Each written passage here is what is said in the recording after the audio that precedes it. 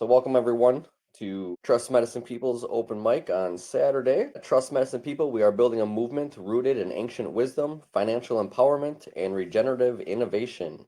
Through our plant medicine retreat centers, we create sacred spaces for healing, transformation, and deep connection with nature's intelligence. Our financial services empower individuals and businesses by restoring financial sovereignty through credit repair, business funding, and private irrevocable hybrid trusts. Beyond healing and finance, we are committed to regenerating the earth by partnering with leading green tech companies to restore ecosystems, uplift underserved communities through regenerative agroforestry, and execute charitable missions that create lasting impact. By integrating cryptocurrency into our ecosystem, we ensure sustainable funding for our vision, decentralizing wealth and opportunity for those who need it the most. Our mission is to weave together ancient traditions, modern technology, and financial empowerment to create a world where people thrive in harmony with the earth. We are the bridge between the past and the future, the spiritual and the practical, the medicine and the movement. We are Trust Medicine People. So welcome everyone on the call. Yossi, if you'd like to give a medicinal disclaimer. Absolutely. First of all, guys, welcome and thank you for joining the call. And thank you everybody who's listening to this recording on YouTube or whatever social media it's shared on. We really appreciate your presence, and that we know that together we can actually make a very lasting impact as long as we focus on our dreams and not on the money. Let's just let's just say it like that. That being said, we are not lawyers, guys. We're not CPAs. Any information that you hear during these discussions, please treat it as educational, entertainment even. And should you laugh with your belly, and really consider us family, because that's why we hold these meetings every Saturday and every Tuesday. So we do claim, that was the disclaimer, we claim all natural, unalienable rights granted to us by our Creator. We know for certain that while medicine can be seen as many different things, at its core, it is the thing or anything that connects us to the Great Spirit, that which flows through us and animates life and increases that connection to the nature that's around us, that we are. So again, thank you everybody for joining the call. We're going to keep that up. Try not to get too technical on this call. This call is more about medicine. It's more about what medicine is and how we can utilize the infinite intelligence that we have in these bodies in order to be able to advance and have our calling come into the waking world. So again, thanks everybody. Ready for that first question? Hold up, brother.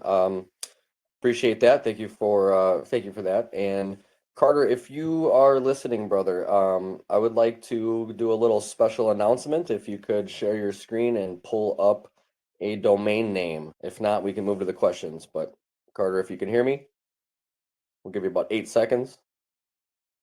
I know he's got his kids, so he might be having fun with them. Okay, James, my brother. Thanks for joining us as always. We appreciate all your dedication and ability to see the vision just as we do. So go ahead, brother, and kick off a couple of warm-up questions if you could. Yeah, sure thing. Okay, so I like to start these conversations that we have, these open mics, with an opening question just to get things warmed up. As you know, Trust Medicine People, we focus on a variety of different things. So tonight we are covering a lot of health and medicine and how that benefits you mentally, physically, and many other ways, because part of why we do all these things together is because it's an entire package. You need to be free on many different levels, many different aspects in your life, and that's including how this medicine can help and benefit you.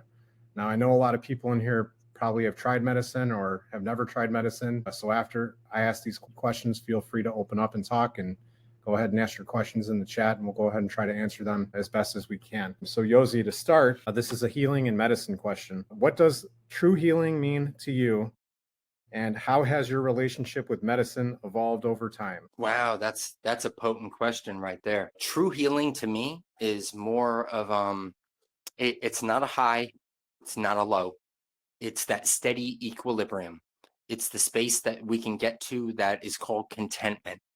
And when you are content, you are healed. So what I often encourage people to do whenever they're working with any kind of medicine, whether that's the breath through breath work, meditation, yoga, you know, whatever it is, your intention should always be contentment. And if you're working with a plant, master spirit of that plant, so that you can actually have a bead on what its infinite intelligence can offer you. Now, anytime I'm connecting with any kind of plant, it's always to be able to center me, get me back in that space of presence, so that as I'm taking those deep breaths, as I'm doing my medicine practice, I can actually derive some real benefit from it. The medicine isn't drugs. It's not powders, it's not pills, it's not the things that we've been told are medicine. Medicine is always going to be, medicine can be as simple as you walk barefoot in nature for 15 minutes a day. And you know, that can be your primary medicine. Just make sure that if you do have a medicine practice, and if any of this information does resonate with you, always connect it back to something that doesn't require a substance or substance, right? You're in a position where you're subservient essentially to something. You always want to be using plant teachers as tools for advancement, so that you maybe can get to a point where you never need to connect with the plant again, and that the healing benefit that you've derived is curative and permanent and completely transparent, and something that you can actually stand on. So yeah, there's to approach this, and the way that we approach it is breath is the foundation, sunlight second foundation. From there, minerals, the sustenance that we get from the breath should sustain us. But if you need some kind of other sustenance, it's usually going to be something that grows directly from the earth and is taken in its raw form, without any kind of adulteration or anything like that. So where medicine is most important for me is I kind of conjured this up when I was very young, and 16 years old, battling with something that doctors told me was an incurable illness. Was able to actually jump on a master cleanse at the my mother recommended it. I did it for 7+ days, and then after that I was completely transformed. I saw the power of fasting. I saw the power of what the body can do and the body's infinite intelligence and how it can actually heal itself, right? So from there, my wife introduced me to my first herbal tea. She likes to joke that when we first met, I was picking wormwood out of the pot. She would make this stuff called happy tea, and it was essentially just wormwood and I can't even say the just, because it was a variety of different herbs and spices and things that actually we were canvassing for affordable healthcare at the time. And everybody who drank this tea was spot on. They were getting they were meeting their quota every single night. And it wasn't because, you know, you see my avatar right here, speak from the feet, right? That's been a lesson that's been taught to me through connecting with plants, is that the earth is the real great mother and the holder of all of the wisdom of all of our ancestors.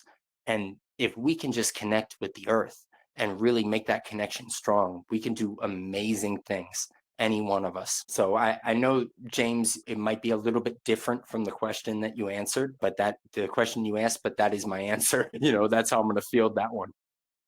No, that's great. That's great. And I actually have a follow-up question with that, you know, because these experiences that you had, you know, they've helped you develop and grow and figure things out. And, you know, what I want to know next is, can you share a moment when a plant medicine or sacred tradition helped you release deep emotional or ancestral wounds? I can share many moments. The one that comes right to mind, which is the one that I always share, because I really try my best to really speak from the feet, you know, speak for the earth, and not use the brain as a filtering mechanism of the thoughts, but don't speak from the brain, right? So that being said, yes, I have one specific moment where I was face planted in the mud. I thought I was hot shit. I was drinking medicine every 3 days around the new moon with my wife in Ecuador. And our shaman was he's my brother. He absolutely understood exactly what I needed and what my precise medicine was that I needed. And I was face planted in the mud. I didn't realize I was on the path to where everybody would have to walk down this path in order to puke into a big hole, because the place that we were facilitating the ceremony at was under a shaman hut, and they had very strict provisions and guidelines for where the puke would end up. Because if you're puking out all of these ancestral trauma and all of this deep baggage, it has to go in something. It can't just be on the ground. While you can feed the plants, and the plants will alchemize and transmute that and turn it into, information for them to grow. The way that this specific place did it was they would dig a hole and everybody would go and puke into the hole. Now I'm on the path and I'm face planted in the mud, and it was after probably 2 shots of some very potent ayahuasca. I think at the time it was black anaconda that we were working with. And there was a lot of people there in the ceremony. There were maybe 20 something people. And the shaman came over to me and he said, Yossi, he said, you have to get up from the path. You can't keep laying on the path. You can't do that in front of others. You have to be stronger, man up. And as soon as he said that, I crawled over to the side, just pretty much dying. And I got lit up like a Mack truck. Lights that I would never have conceived could come from the darkness. And those lights right there pretty much gave me the vision for the path forward. It gave me the insight for the trust paperwork that I make a living at and that I develop for other people so that they can advance their dreams. And it gave me a lot of power. A lot of power is found in the darkness. When we go real deep into plants specifically, it's very difficult to get this to a space where you can actually receive lifelong transformation, except through continuous effort with like breath work, yoga, meditation. These things require a lot of time. The plants are the lightning path. They connect us with that divine intelligence, the intelligence of the Earth Mother. And she knows all. She knows everything. She has all of the memories, all of the wisdom. It's all in her soul. So she shares those through the plants. Now, where a lot of people have a little bit of ambivalence and where they might get caught up is we are working with plant spirits here. And those spirits, if you don't ask specifically as your intention, when you put that cup of medicine to your chest and you say, let me please connect with the master spirit of this plant and provide a clear pathway so that I can receive the information without my ego being present. That right there will pop you off. It'll get you into a new space with plant medicines. But it's all about intention. So if your intention is to give and to receive something that is greater than yourself in return, you'll always get that something. So yeah, the one very potent message I can give about, and like I said, I've had plenty of experiences that I could dial in and I could say, this is the experience. But to me, that was the experience because it was humiliating. And because I was actually at a point where I couldn't control my body, and I had to override that part of myself that couldn't control the body and drag myself to the end of the path. And as soon as I did that, as soon as I just made it so that the path was available for others, because I wasn't thinking of others, I was thinking of myself and my own suffering and my own trauma and my own face planting in the mud and the body that needed to heal. Right. So I wasn't really all about everybody else that was at the ceremony that was going through the same exact thing. But as soon as he said that, it clicked. And that thing right there really, it transformed me on a very ethereal level, also a guttural level, like very much in the body. And that's anybody who works with plants or works with the breath or meditation or yoga, you all know that the only path to healing is through the body. And it's a bit oxymoronic that spirituality is found by connecting with the body on a deep level, but that is the way that it happens. A lot of times people ask me, well, what books do I read for spiritual growth? There are no books for that. If at best, maybe the Tao Te Ching, because It's going to provide some insight, but it's also going to leave enough gap where you have to fill in the details. So plants really do have a powerful way of cutting through all of that bullshit and connecting you with your body and allowing you to purge trauma at their best, and then realigning you and recentering you. And you guys get it. Yeah, definitely. I have one more question, and then I want to open the floor on this particular topic. So, and what ways do you see medicine not just as something we consume, but as something we embody and practice daily? We are the medicine. We are the medicine in every interaction that we have. One way that you can be medicine is just think the next time that you're exiting the grocery store, you're putting the bags into the back seat or wherever it is that you're transporting them. Do you leave the cart there for the guy who's supposed to come and collect them and haul them, or do you go and put the cart back in that little aisle that they have in every single parking lot? Do that from now on. That's medicine right there. If not, it might be subtle, but the subtle medicine is the medicine that will transform. It's the medicine of consideration, generosity, giving without any kind of expectation on return. That's the best medicine that we can give each other. We all have gifts that are bright and beautiful, and we're all unique. We're not all special, but we are all unique. We have a fingerprint that shows us how unique we are. So the medicine is us. We are the medicine. We are the medicine people, right? That's at its core. That is the message that we come with. Excellent. Now, everyone, feel free to ask a question if you have a question for Yossi about medicine and what the topics were that we covered. If you have a story that you want to share about how medicine has changed your life and helped you improve or heal some wounds internally, feel free to share those stories. So I'm gonna go ahead and leave it up and open for a minute here. Yep. Okay. Oh, go ahead. Yep. Go ahead, brother. No, I was just gonna move on to the next topic because I believe everyone just kind of just dialed in and wants to listen, unless they have questions. Yep. If they know they can ask them at any time. Wait, I can add to that. I'd like to say what I found, the healing with that medicine use he was just talking about. So what I found it does is the things that you've been doing forever that you don't notice, that aren't necessarily good for you, but you've just been doing them for so long. Maybe your whole family did. Little subtle things that affect your life, but you don't see them. And the more you're just living your life and being yourself, the less and less it's on your radar, the older you get. So what ayahuasca did for me is it exposed that. It just spotlighted that. So it was really simple to see. And then I no, am I doing that? That's not how I feel or want to represent myself, or I didn't even know I was doing that. And then of course you can stop. Once you see something, you can address it. But if you don't see it, you can't. And it's gentle. So it wasn't like, oh, I'm such an idiot.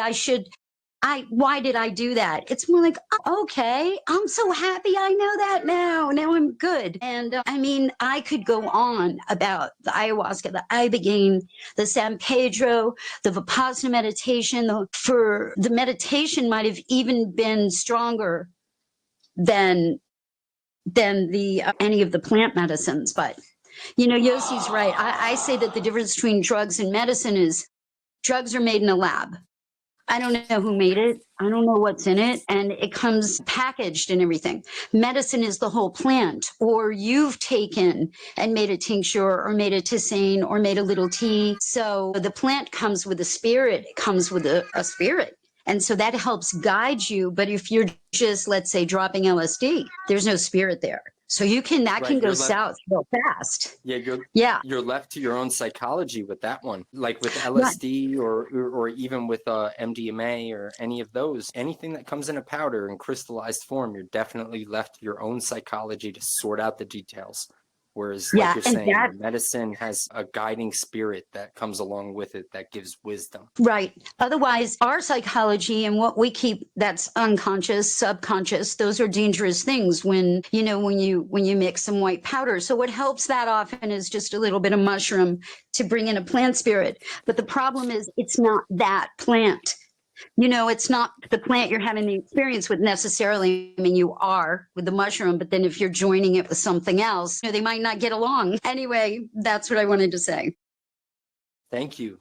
Thank you Sure. for that. Thank you, Talking Feet's wife. Definitely appreciate that. Medicine at its core is the thing that connects you. So, we're all on the path, whether we know it or not.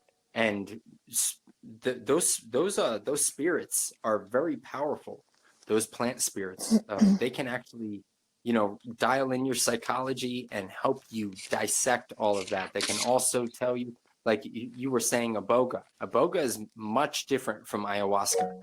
Ayahuasca is a gentle spirit. Iboga, ibogaine, in its HCO form, which there's some debate back and forth about because of the quick flush of it and the quick experience and how well it's been documented to get people off of substances like heroin, alcohol, heal their PTSD. There's something to be said about some kind of synthetic variety and how it can be used medicinally. Still, with our experience with iboga, it's best to do it within in its most natural form. Chew it up. If you need some kind of help with it, include a sacred mushroom every single Saturday. That's where I'm at, guys. I chew a bit of iboga in the morning. I get really deep into the shadow, and then mushrooms, and that sacred mushroom really does help connect that to my own psychology. And then it allows me the freedom to dance and to move my body in such a way where I can get all that trauma out and purge it with the breath. So, yeah, absolutely. There are so many different varieties of medicine. The first plant dieta that I ever did, and a plant dieta is essentially you fast with the plant. You take the dried form of the plant. You make some kind of tea, just that tea while you're fasting, and you meditate as it's growing naturally. And if you are going to break the fast, break it with the plant, whatever plant that it is. Most potent plants can be combined with another potent plant that essentially has a fruit or something to it, where it will provide you with some kind of sustenance on the other end. So plant dietas are really a key there, guys. Trade secret. Yeah, plants speak to us telepathically. Absolutely, Janai. You had a question, sister? That wasn't me. That was JoJo. Oh, okay. There's a Joe and there's a JoJo. Okie dokie. Thank I you, think, JoJo. I think Jiggy, you had a question you wanted to ask? Well, I was going to speak to a couple of things that have been said. First, we're talking about medicine, so I love etymology, so I went to the etymology dictionary. It comes from about 1200. It means medical treatment, cure, healing. In the 14th century, it was used as a substance used in treatment for disease, medicinal potion, or plaster.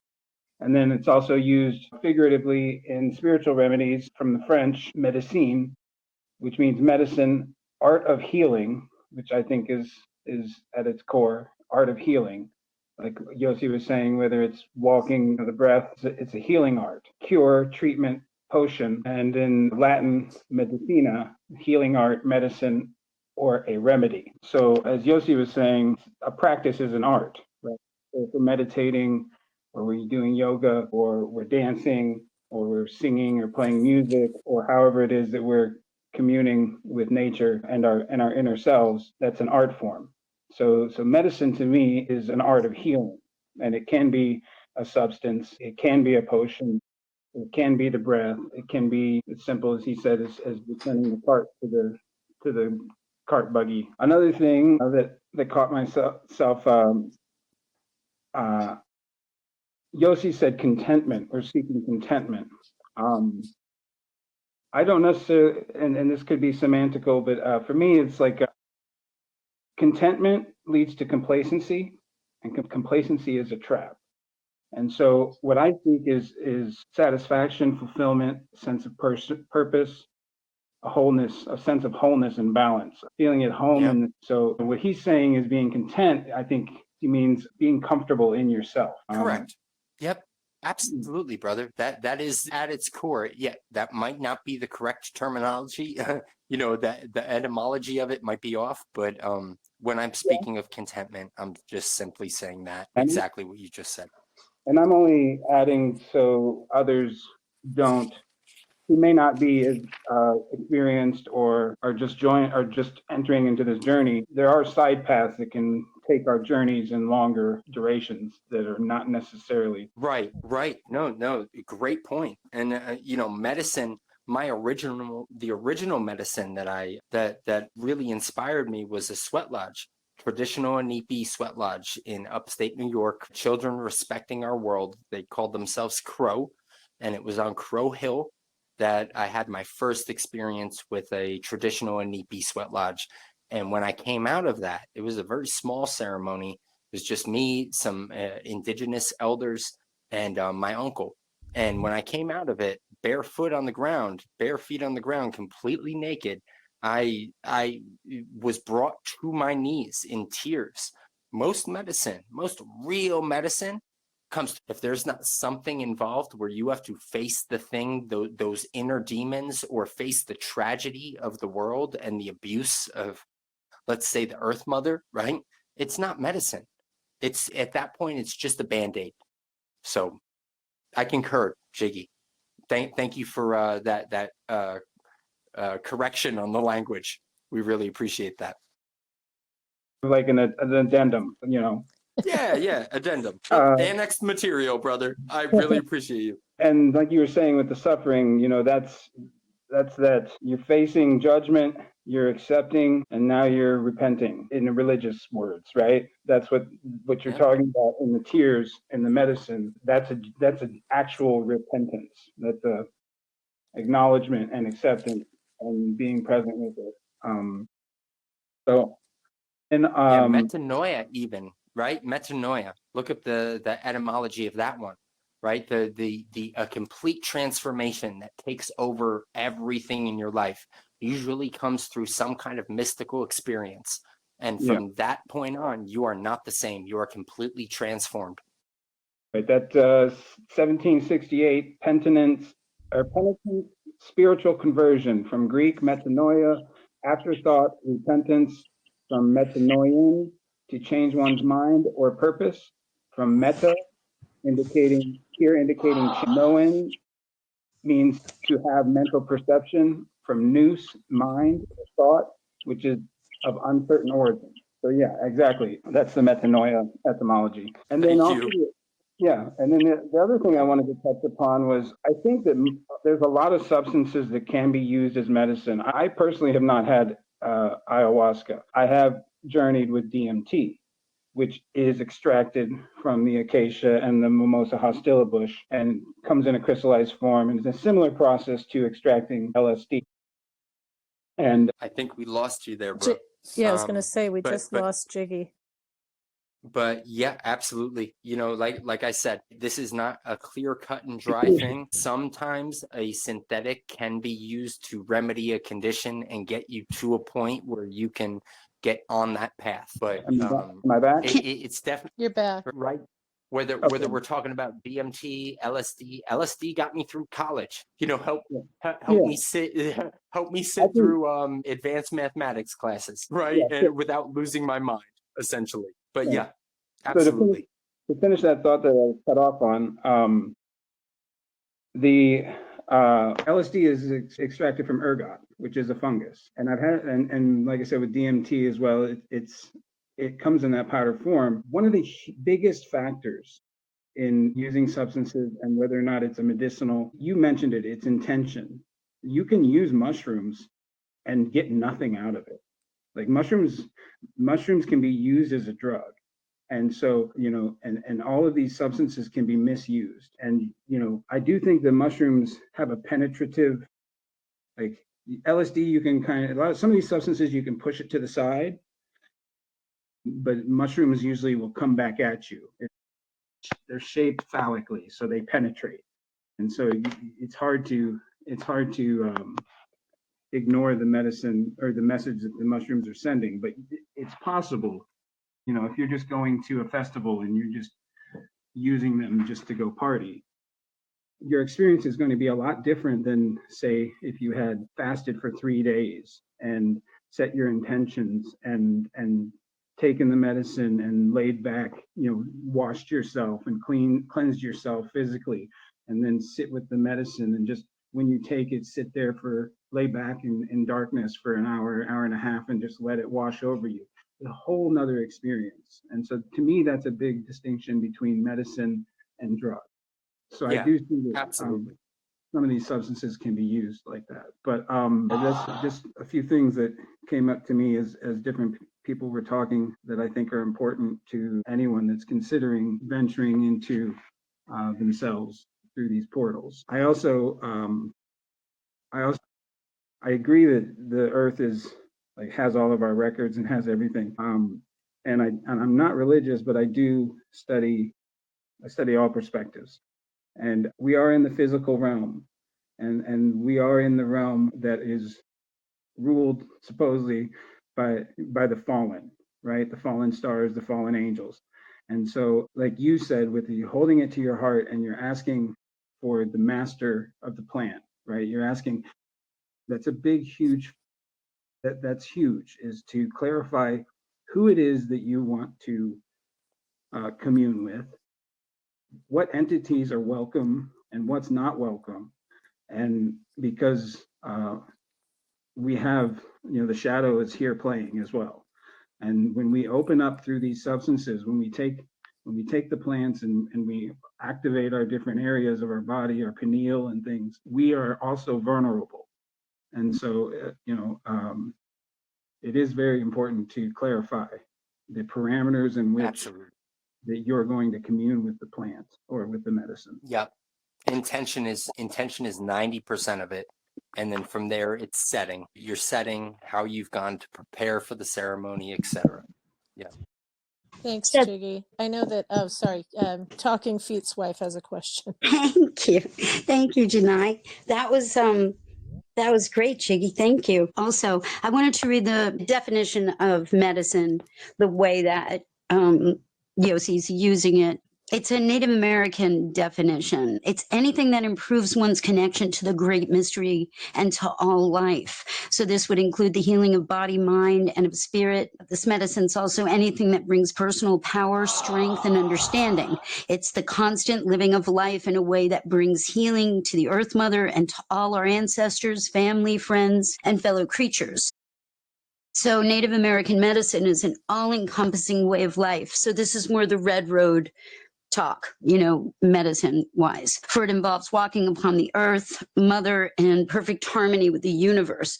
So a lot of harmony involved. And then I wanted to say that, when you have an experience and you think, well, you're having whatever experience you're having, let's say you're seeing colors or you're seeing things with any of these plants, or, well, I can speak to the plants and the powders too, but I know the plants, not any, just prepared as naturally as possible, are going to be doing so much work inside of you that you're not conscious of. Because our eyes and our body can only let in so much. There is a ton happening without our knowledge. So I've had experiences with ayahuasca on a full moon when it doesn't work as strong or you don't have that awareness. But the healing that it did for my body, even though I was pretty awake and not really experiencing anything, was profound. So there's so much going on. And mushrooms, you could be partying, but it's going to get rid of the depression. It's going to get rid of a bunch of stuff that's stuck on you that energetically you can't get rid of. So either way, it's going to help, even if you're using it, for plants, that is. That was all. Yep, absolutely. Yep. And there are party ceremonies that can be healing, guys. And I think the way that Jiggy was using it is more in the terms of people going to a rave just trying to get high. And that's not the space right there. But if you were to go to a rave and you were to try to have a good time, again, connect with the medicine beforehand, whatever it is that you're utilizing to be able to get to that space where you can be free from all of your inhibitions and whatnot. And you can dance yourself into a coma if you can. That is probably the best medicine that you can have. And yeah, it does come in different forms. And thank you guys. Yeah, thank you, Talking Feet's wife. Thank you, Jiggy. Yep, different for each individual. Absolutely, brother. Yeah, our bodies are a reflection. You know, these fingerprints that we have, we look at them, we know they're different, and we're unable to see, though, at the same time, that for some reason, this body right here is the gateway to the spirit. Spirit is the thing. Jiggy, you're big on etymology, brother. Spirit, aspire, right? Aspire to breathe, to breathe. So spirit is breath at its core. And the best that medicine can do is connect you to presence. And we're talking about plants, we're talking about any kind of healing modality that you can use. If it connects you to presence and it puts you right back in the driver's seat, that's medicine right there. Mr. Jiggy, can you unmute your mic, brother? I see that you want to speak. Denied. Thank you. Yeah, I just saw that. Jiggy, thank you. He was saying that I wanted to speak, but I was saying that I can wait. I have no, rush. Honestly, I just wanted to add to, I just wanted to add to what everyone is saying. First of all, the Native American, philosophy, anything that connects us to the great mystery. And it's just that, it's a mystery. So one person's experience, like Jiggy was saying, not always. You can't always, I think what you're referring to is have this healing experience. Or, I have had some experiences with hallucinogens that have been downright frightening, and lost in the woods and completely alone and left in the freezing cold with only, I was on mushrooms in the Pacific Northwest in Olympia, and we picked some cyanescence, and everyone else said, "Oh, come on, we're going back." But I was having such a good time. I said, "I'll stay." And all of a sudden it's getting dark and there's nobody there. And all of a sudden, all of these trees start whispering to me, "You're lost, you're lost, you're never going to find your way." Absolutely terrifying stuff. And the long story short is, a dog came along. Whether he was really there or not, I saw him. And I said, "Dude, do you know the way back to the college? Because I'm lost." And he was like, "Oh yeah, come this way," and he kind of led me out of the woods and everything worked out. But everyone, when you're using plant medicine, and part of my hesitation with working with people with plant medicine, which is something that I'd love to do, I would love to apprentice under I've apprenticed under herbalists before. I am an herbalist by nature, by kind of spirit. I've always been connected to plants, but I've had some very dark, and like Yossi, you were saying, out of this dark, you kind of have to go to the dark. But there's a lot of people where I've seen, again, more in LSD experiences, or more in drinking with mushrooms, or more in combinations, where the combination of mushrooms and iboga may work for you, but other people, I would recommend starting with one. And I'm sure Yeah. you the Yeah. same. You've mentioned that Yep. before. Yes, ma'am. Yeah. The only reason that that I'm comfortable working with those is because I've experienced each one enough individually to be able to, to be able to get to that space where it's like, okay, I see where this can help if I combine it with this, and I do it. Timing is everything, also, right? Timing is very important, and intention. Intention is the most important thing. If your intention is to heal, is to make your my intention is to be clear, to be as clear as possible, to allow the great spirit to flow through my feet, to flow through the top of my dome and transform me, and allow it to speak through me. That's always my intention, especially before I come on an open mic or something like that on a Saturday, right? And it's really, of course, it's really like when all of us are first connecting, I don't think a lot of us have the foresight, like you're just going to a party or you're just doing this and then it takes you where it will. But as you get older and more into the healing part, that intention is so important, and also the non-attachment to the outcome. Because Non-attachment to the outcome. Yeah. Because I've had so many people say, "Oh yeah, I did that and it was terrible." And I said, "Oh, well, what happened?" "Well, I saw my grandmother and she was doing this, she was yelling at me," and not realizing that in that is the healing, because these are not fun trips always. It's not right? fun. It is not Humbling. fun. Right. Again, some of my most healing moments have been on the floor crying, holding myself, because of all of the forgiveness and all of that, like you were saying, the repenting. And it's really important, that a lot of people tell me, oh, I'm not into all that popular Aya stuff and yada yada, and I can understand, because they are right, they're static in their beliefs, they're Right. static and go ahead. And ayahuasca has been popularized and Correct. it's been So exploited. popularized as And something that's going to yeah, fix you, which is, again, nothing's gonna on the fix you. medicine. Right. Nothing's gonna Exactly. fix you. The best that you can ask is some assistance along the way to be able to Mhm. get to a point where, shaman heal thyself. That's where it's all out for each one of us. So until we're to that point, the best that we can do is connect with plants, because as Talking Feet's wife pointed out, we're in this space where we need all of the support that we can get. And those alkaloids that are in the actual plants, that raw material that grows from the earth, not in its synthetic form. In the synthetic form, you might be able to get the experience, but you can't get the alkaloid content from the actual plant to be able to transform the body, so that while it's dancing on the dance floor and you go back and you go to sleep at night, you're healing, Right. powerful stuff, right? But that without the alkaloid content in the plants, you're pretty much, it's not that you're misguided, it's that you're guided by the ego. The ego can only take over where the psychology fails. So psychology will fail. People have bad LSD trips. It's because the psychology doesn't have, the psychological framework doesn't have the stuff to be able to hold the information. Whereas with a plant, it does automatically by default.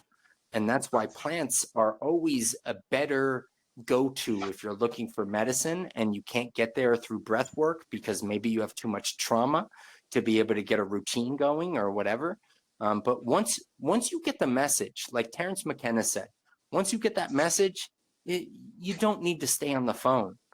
Ideally, medicine is curative in the space of, even if you have a medicine practice, periodically you do tune-ups, you connect with some kind of plant in order to be able to get you to a point where you're back in that present spot. That's what it's all about. But curative, like think in terms of not I am healing, but I am healed. If you can start thinking in terms of I am healed, that's what the body will resonate. And then it'll give you that same feedback loop. You'll be healed. Before you know it, you'll be healed. You might be looking around like, how did this even happen? But it happened because, there is a magic that flows through all things. And that is that spirit. Hey, that's true. That's cool. A lot of people don't know any better because the culture doesn't teach us. And in everything the culture communicates us with music, media, all of it, it's, revenge stuff and kind of lower stuff. And if they're going to party or whatever they're doing, if they're going to experiment with something, they're going to do it in kind of a party way rather than a more high-minded way, and it's really just because people don't know. The culture is raising everyone, and the culture doesn't have a lot of depth that's easily accessible, especially in poverty, so it'd be good to, I want to bring this medicine to, for instance, some of the people in New Orleans who are trying to get off drugs, because Ibogaine, when Yossi and I did the Ibogaine, it was for something else. It wasn't to stop any addictions, but after the Ibogaine, we both quit smoking cigarettes, just kind of by accident. I haven't had one since, and I just wanted grapefruit, so it interrupted the sugar addiction. But it was really to, clean up trauma and things like that. But it did so much else. So much else. I was walking into the day that we did that, the day after, we only wanted fruit. I was walking into neighbors' yards and eating from their trees, eating flowers off of their trees. Like it was that intense. Like I would rather eat a flower growing off of a tree than have anything that was bought in the store. So yeah, absolutely. And that also, it speaks more toward, even though it was in the HCl variety, it definitely did blast us off. And it was our first experience with an quote unquote plant medicine. But what it did even more powerful than that is it set us on a trajectory where within a year and a half, we were in the jungle in Ecuador drinking medicine with indigenous peoples and drinking medicine in the mountains with a shaman who had been trained by them for years. So it definitely does have a way of taking those dark clouds and making them disappear, and then putting you on that path so that both feet are firmly planted. And the more that you trust in medicine, the more that it will give you results. If you trust in it and you just say, I don't know any better. I'm just a human being in this body. From that space, you're able to get a lot further than if you go into it trying to get high. Yeah, I'd like to kind of talk about an experience I had, and this was a growth experience. So I guess I could say my childhood, was a little abusive physically and verbally at times, and there was some I would say I'm over it now. I've looked into my heart and given forgiveness, and I'm actually helping this person grow in their life, develop things. So I have to thank that to medicine though, right? So I went when I was in a situation where I wanted to quit and leave, working for family. I had to dig real deep because there's a lot of guilt and there's a lot of things tied to that. Now I currently work with family now, because I got over these things and I, became stronger because of the medicine. But at the time I didn't understand what the trauma was. I didn't understand why it was affecting me, why I was depressed, why I was hurt, why I couldn't, be around those people. So what I did is I took mushrooms, and it was a great experience for a few things, because number one, I decided to climb a tree, and when I climbed that tree, that's when I found my spirit animal. And those who know me on this call know who that is and what that is. So no mystery here. I became a gorilla. I felt at ease. I felt, maybe in the past life, long ago, I was a gorilla, or I have some tie, some connection to them. So because I climbed the tree and I came down, that gave me the strength to go into my trip further, right? Now, prior to this trip, I set my intentions. Okay. My intentions were to find the right state, the healing that I needed in order to leave the family operation to go do something that I desired, right? So when I found the strength to become a gorilla in the tree, I brought that down with me on earth. And then the next step that I did was I went back into my house. I was in my basement and I was almost in pitch black, because, you get a lot out of your trip if you're in pitch black, if you close your eyes or you're just in a completely quiet and dark environment.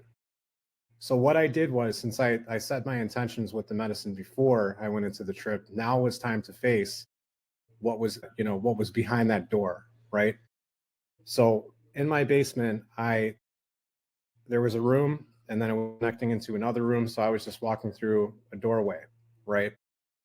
And once again, everything's pitch black. So here I am standing in the first room, ready to walk into the next room.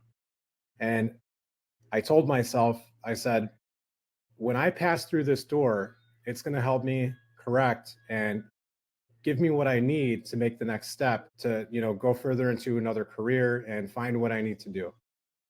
So what I did was, the moment I passed that door, the medicine in pitch black started working in a different way. And the intention started coming to me and allowing me to see what I needed to do. So after I, sat down and went through these things mentally and saw what the medicine was doing for me, I started to come down.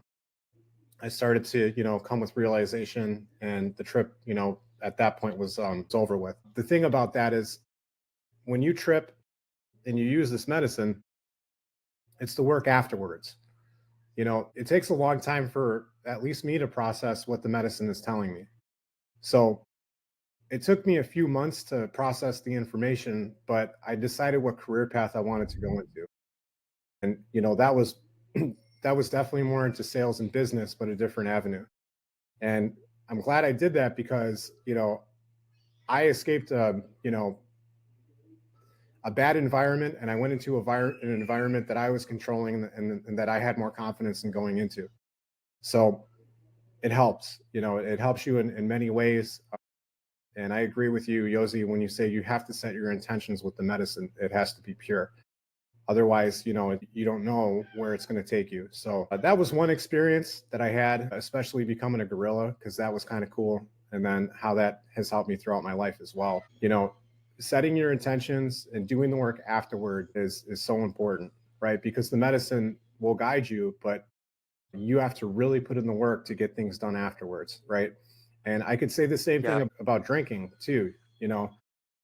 I used mushrooms to quit a really bad drinking habit. And the mushrooms told me, hey, this is what you got to do. But now you have to do the work. And I would get cravings, and I would go, it was like at least like a year and a half of like, pain from drinking, like, man, the social environment and everyone's around me, like all these things that like, and then until I finally like had no taste, no desire. And the mushrooms were like, okay, this is where I wanted you to be. This is where you're at now. And you don't ever have to touch that stuff again. So, I mean, mushrooms was my main go-to. I'm willing to try other things as well, to dig deeper, because I know there's other things, traumas, and maybe things I need to correct and heal. So I don't know. I'm landing my plane. Landing your plane, brother. It sounds to me like you're on a launch pad. Oh yeah, with TNP, we're definitely on a launch pad. Yes, sir. And I was wondering why you weren't coming on as the gorilla, bro. I can't change my icon, and I think someone before me chose the gorilla, so I didn't want to take it, and maybe they wanted to use it again, but I could come on as the gorilla. So right, I think that might have been some subtle that was communication me. with you, brother. I was the gorilla, but I'm not going to be the gorilla anymore now. I guess the medicine we were going to talk about, so I felt like I needed to be Yosi's wife here. That's cool. It's just a little icon, but now now everyone knows like the connection, and I even think if you think of spirit animals and you are connected to them in some way, whatever that might be, it really has power behind it. Like even my business partner, he refers to me as the gorilla because I get, I'll get shit done. Like I want to tackle it. I'm protective. I'm caring. I want to be strong with my family, with whoever I'm tied and associated with. No fear. They have a vegetarian diet. I'm quite opposite of that, but still, I don't know. The medicine does amazing things, and I saw your comment earlier about going to New Orleans, and I'm definitely on board with that because there's a lot of people that need help, with drugs and alcohol, and they just need to have, maybe even we could guide them, but we can have a facility there. Who knows? Right. Well, that is the plan. Yeah, I have a whole plan. So I would love to talk to you about it tomorrow. The gorilla, I thought I was going to end up working with primates, specifically gorillas. That's what I wanted to do. It was my passion. That didn't work out, but that was the plan. I just loved them so much. Anyway, that was a great. Thanks for sharing that, James. Definitely. Wow, I didn't know that. That's cool. That's really really cool there. So we got a lot to talk about and connect on, and to foresee this dream and make it happen, because it's funny how things work. And I know everyone agrees on this too, but the right people come into your life at the right time. And it was actually last year for me to realize that sometimes things happen at the last second, the very, very last second. But when they happen, okay, something put that in place. Something helped me get to these people. These people got to me, even with money, like, oh, the money came in just in time, just for business. I say that because things get scary or they're really, really good. It's a roller coaster. So, but I'm blessed, man. I'm blessed to be with, everyone here and to learn and talk and help people grow and actually really become free, because freedom is the ultimate path. Medicine helps you there. That's awesome. And the more avenues you can give the universe to bring people to you, the better. So what you guys, this whole thing, opening up and allowing people in, allows, the universe to bring you whoever you're energetically, need to. Definitely. There's a process in finding people that we want to work with, and Yosi and I are going to work on that specifically. So it's dialed in, because it's not that we're going to deny buddy or say yes to everybody, but we would like to say yes to people that are on the same wavelength and people that are on the same path, essentially the same. They're not predatory in any way, or they're not selfish, or they actually, their dreams are really what's driving them, and they're not focused on greed or other things that could be red flags. So the right people will come, the right people will be there, and to grow this community even bigger, I think that's how it's going to happen. And that's just my thought. So once again, I'm blessed, and I truly see the vision here. I met Trust Medicine people before. It was something else with a few other people, and things change, and I'm glad I was part of that change, because now we see a lot of traction, and it's starting to move. I'm all good now. Hey. Yep, we're all on the path. Alignment first and then action. If the action comes before alignment, you'll be tripping over your toes. But as soon as you get aligned, anything that happens, you'll be able to weather the storm because you're aligned already. You're already at your centerpiece, and from that place, there is nothing but peace. Yeah, 100%. I'd just like to check in with Jiggy. I think he had raised his hand at some point when you guys are done. Yep, Mr. Jiggy. Go ahead, brother. Yeah, that was inadvertent. I was trying to hit the heart button to what James was saying. I have the mic. I also had an alcohol experience. Mine was with DMT, and I had a crazy wild experience with the full cycle. Like went through God, talked to God, realized it was God, was shown the infinite womb, all those things. And there was a moment at the pinnacle of it, right when anyone who's had an intense experience, like it felt like if it was a spaceship, all the parts, if I was in a spaceship, everything was shearing off and it was about to be destroyed. And right then, basically the voice was like, you, it is you, it always has been you, it always will be you. Isn't that funny? Isn't that scary? Isn't that boring? How about we start doing some things that we like? And I went to sleep that night and I woke up something physically like shaking me, like, and I heard, wake up, write this down. And I was like, dude, I've been up all night. I thought it was my friend. I was like, I've been up all night, like, leave me alone. And I went back to sleep and did that like 3 times. And it wasn't my friend, it was like the inner voice. It told me only by embracing the reset mechanism may one achieve immortality. And then it said, by the way, we don't drink anymore. And I was like, okay. And there you go. Yeah, it's just, but like you say, you have to do the work, and I've had alcohol a few times since then. Usually I reserve those moments for special occasions. Someone's parents or a friend has died. We're toasting their life. We're celebrating their life. There's 25-year-old Rom, and we're celebrating my friend's dad. That kind of situation. I had one experience where I was at a party and there was a kegger and everybody was partying, and I was just smoking cannabis and being there on that wavelength. And I noticed that, like, it was just, there was a disconnect. I just couldn't communicate with anyone. I couldn't connect. And I was like, well, maybe I'll just have a couple beers. It's been so long since I've had anything. I'll just have like 2 or 3 beers and see what happens. And I ended up getting to where the room was spinning, and I laid back and I took a breath and I went outside and I laid in the snow and I was doing snow angels, and I was like mad at myself. I was upset, and I was like, man, why did I do that? Why did you do that? Like, why now you're here, you haven't had alcohol and now you're here at a party, and why would you do that? And then that same voice said, be gentle with yourself. You did this to remind yourself why you don't drink anymore. Right. And in that sense, the Al Ghul was actually, medicine for you.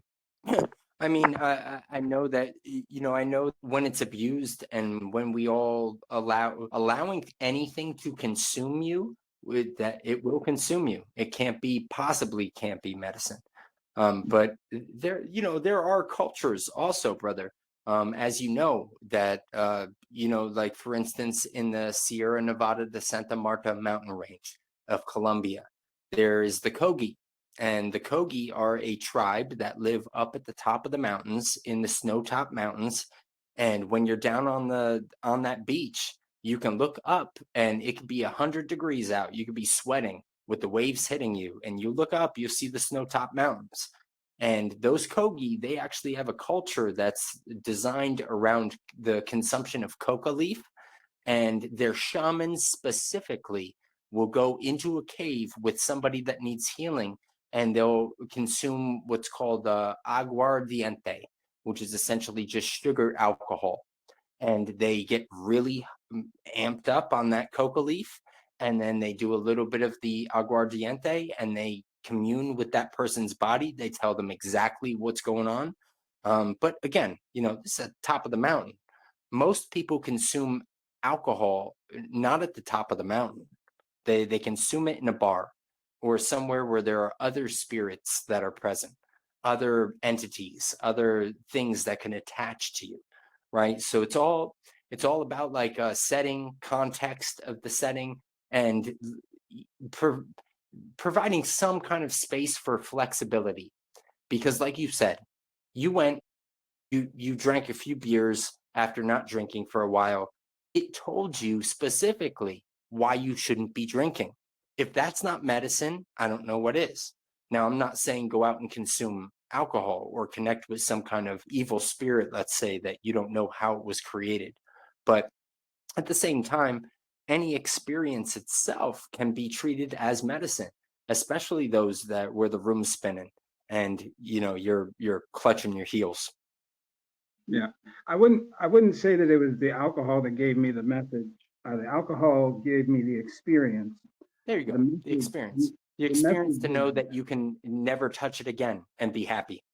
right. Well, but the message was from my inner voice that I've Right. worked to connect with. It's the quiet voice. It's the one that's hard to hear. Yeah. Yeah. It's the hardest one to hear. It's the whole reason that the parasitic culture that preys on that thing right there, it surrounds us with so much noise. Yeah. So much constant clutter. It's directly, I feel like it might be intentionally designed just to get us away from our center, which is essentially just receptivity. You know, prayer at its ultimate form is being receptive. If you can be receptive and you can sit in silence, you are in prayer. And that is the highest form of prayer that's Yeah. available to us. Yeah, I mean, I think, and it's the voice doesn't always stay quiet. It can be amplified, and the connection gets stronger as our practice grows, and as our alignment and our attunement grows and gets more accurate. And in my experience, I'm sure, or I would imagine, I guess, that it's same as for most of you. It's a bit of it, the pendulum swings, and as we ascend, or as we amplify and embody a greater amplitude, we start to expand our aura. We start to expand our energy center. The aura, once we start patching the holes in the aura, now you can store more energy. The aura is like a containment unit. It's like it's like a capacitor in an electrical circuit. It stores energy and has the ability to supplement in sags and absorb surges. But if your aura is not, if you have cracks, or if it's not intact, then it diminishes its ability. And when that happens, we start leaking, and that's when the shadow starts coming around to feed on that energy. And so for me, it's like I have I have gone through many peaks and valleys in this journey. And I've been at the pinnacle, and I've been in the depths of the deepest hole. And several dark nights of the soul, definitely. And I'm currently walking myself out of probably the longest, darkest of them all. So, the practice and the art form And the consistency is very important, and it's easy to become complacent. And then you start doing the things that you do in ceremony in places where you wouldn't be considered ceremony. And it just opens you up to being infiltrated. Right. At the same time, let's say at the peak of my experience with plants, and that's where they grow in in the habitat that they grow in, that's where they're consumed, right? If you can get into that space where you're in the jungle somewhere, you're drinking ayahuasca, you're in the mountains, you're drinking wachuma, the sacred cactus, and you're connecting with it, that the sacred cactus was my medicine. I did a year plus dieta with that cactus right there. And the one thing that it really showed me is we need to be flexible. We need to be patient. Awareness is the master key. It's the thing that unlocks all of the doors.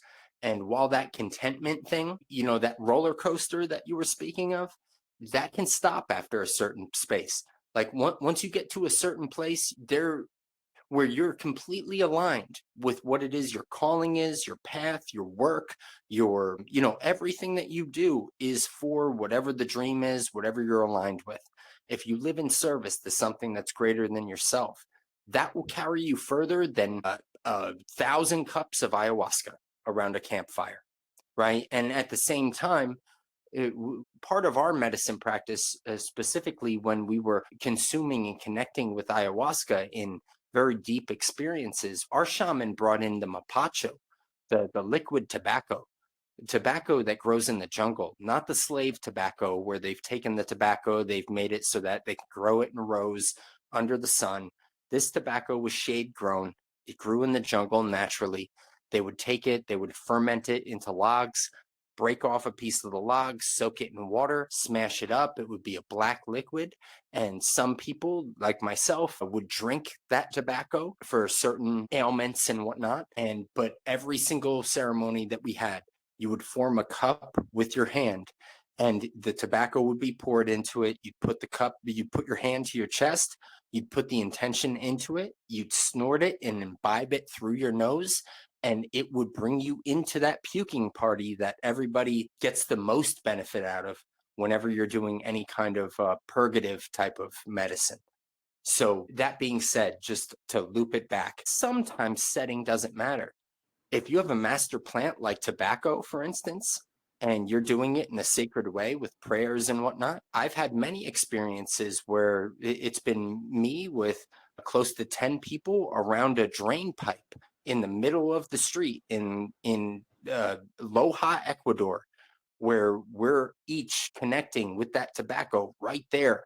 And there's people walking by, just traffic going constantly, but we're holding down the sacred space because it is about intention. Intention will always trump setting, right? So setting can be totally jacked up.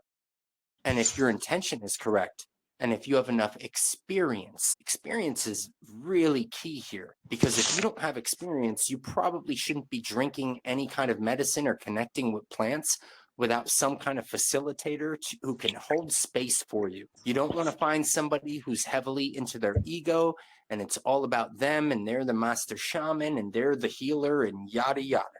You want to connect with, if you can find someone who can just hold space, be in the shadows, be as absent as possible so that you can actually connect with the spirit of the plant, and then hold space for that experience, and then be on the other end as a voice, a bounce board, somebody that they can just share their experience with, share the song that came through their heart, right? And then if you're in the best type of a ceremony, they'll share the song. Everybody will sing the song, and we'll sing it all night. And by the time the sun comes up, the amount of flutters in our hearts and goosebumps on our skin will be breathtaking. It'll take your breath away and bring tears to your eyes. That is the ideal way to connect with medicine. Where I see a lot of people connecting with medicine is, if you're doing it religiously, like it's become with myself, where I do it as part of my practice. Every Saturday, I'm connecting with the iboga because that is the master plant spirit that I identify with most. It's the one that will help you in that shadow space. It'll help you see yourself. And if you don't, it'll keep bringing it up over and over and over and over and over again. It's like an ADHD child. It will keep nagging you until you identify the thing and you correct it. And then if you bring in some sacred mushroom, in my experience only, again, no advice, not telling anybody what to do, but that right there. And I think, Jiggy, I saw real quick in the comments, you said the first 60 to 90 minutes. That's how I do it too, bro. First 60 to 90 minutes. If it's dark, perfect. If it's not, no problem. I just need to be in peace. I need to breathe through my trauma. I need to take deep breaths and then start getting into my breath work, which is my Tumo practice. And then yoga, right? Which all of that gets enhanced by these medicines.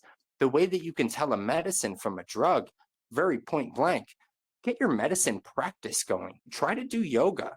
Try to meditate. Get yourself into a space where you're meditating, you're doing yoga, you're doing breath work, and you're doing it somewhat consistently. And then see if those plants amplify that practice. If the plants do, that's medicine. If they don't, it's not. And it's different for each one of us. For some people, mushrooms might just get you into a space where you're too uncomfortable. Maybe you have way too much trauma. Maybe your belly is tight, or you have anxiety. It's probably not going to help you, at least not for the first 2 hours. But then when you look back at the experience on the tail end of that trauma, and the purging of the trauma and all of the yawning and all of the possibly shaking and vibrating intensely, after all of that is pushed out of the way, you're to your space where you are in your power and you are your most authentic self. That's a space that medicine can get you if you utilize it correctly, and if you have a medicine practice, not just something that's done haphazardly, or a way to get high, or a way to inflate the ego. Because the ego it is always a double-edged sword. I've seen a lot of ayahuasqueros who are very heavy into the ego. A lot of people working with the sacred cactus specifically, very, very ego-centered people who it's all about them, their totems, their altars, their, them, but not about the prayers. This is why when you're with anything, any kind of substance, like we were saying, I don't like to use that word, because substance, right? I'm not in a subservient position, or I'm not in a sub type of stance. I'm actually more connected to a place where it is my most authentic being. Should I utilize the connection that I have to the earth in the proper way and with respect? I think respect is, like, if not number one, definitely number two behind intention. If you come in with respect, you've got it. It's all going to fall into place. It might not be the first ceremony, but eventually you'll get a taste of who you are, and then you'll be able to be that thing. Hey guys, I think Wifey wants to ask a question. Thank you. And my name's Robin, but I just Robin. I put that out there so people would know. Yeah, I wanted to point something out about the alcohol. So we're in a culture that isn't necessarily amping up our humanness. And so I don't know who made the alcohol. And I've heard some things. And when I looked into it, there was a particular demon called Al Ghul that works through alcohol. The most interesting thing is so if you walk back from ceremony in a little village, wherever, you often have to pass through town. So there's bars and all like that. Well, if you're with the medicine, you're heading home, people from all over the world have reported seeing this. There's souls. You can see souls because the veil between the worlds is thinner with these medicines. That's why you have to be careful, because you're wide open. But you see souls on top of the bars, on the roofs. So just souls hanging out up there. And I guess what happens is when the alcohol gets going, or getting someone angry or sad, or whatever it's doing to destroy what you think of yourself or whatever it's doing pushes yourself out. It like can't vibe in that space. So I don't know what's going on. I don't trust the culture. So I don't know if it's what I've heard stories about how they call in these kinds of things with incantations. I really don't know. But if you have evil intentions or ill intentions, then you're gonna put it in whatever, especially if you're fermenting something. When I'm making kombucha, everybody has to be nice around the kombucha. There's no yelling aloud. There's no arguing because it's alive and we're going to ingest it. So I guess if we were making our own absinthe or whatever, because that's wormwood, which is going to kill worms. It's going to kill parasites. And you can put all kinds of good stuff in there and your own intentions. And maybe that would be different, but I don't know. Alcohol, my son struggled and it just keeps getting a hold of him. Some things just get a hold of you and won't let go. Like the coca leaf is great, but you pour diesel on it and make it cocaine and it's not going to let you go. Anyway, I think that was all. Thanks. Boom points. Yeah, thank you. Yeah, I just wanted to elaborate on that amazing point, and I definitely have to do a little more research into the story. Jiggy, thanks for the song. All of this education is amazing because, speaking of the aura being open, I've had great suffering and injury in my life because truth teller, truth seeker, open book, heart on my sleeve. I was told in my 20s by someone who did numerology, not kind of the fudgy numerology that you see online, but like, some real, he was the real deal. He kind of took a look into what I was doing and he told me all of these things and I didn't really, I just thought, oh, well, numbers, at that time I didn't know. At that time I thought flower essences were crap, even though I was working in a health food store with, telling people to take zinc and take this herb and take that herb. I still was like, flower essence, that's so weird. That's just energy, weird, So anyway, back to the point, I'd hate to be walking home from somewhere past a bar when I was on plant medicine. And if your aura is strong enough, and you've built that force field and you are authentic and you are in yourself fine, you can walk anywhere and know you're protected, right? You've got your armor on, so to speak, and not the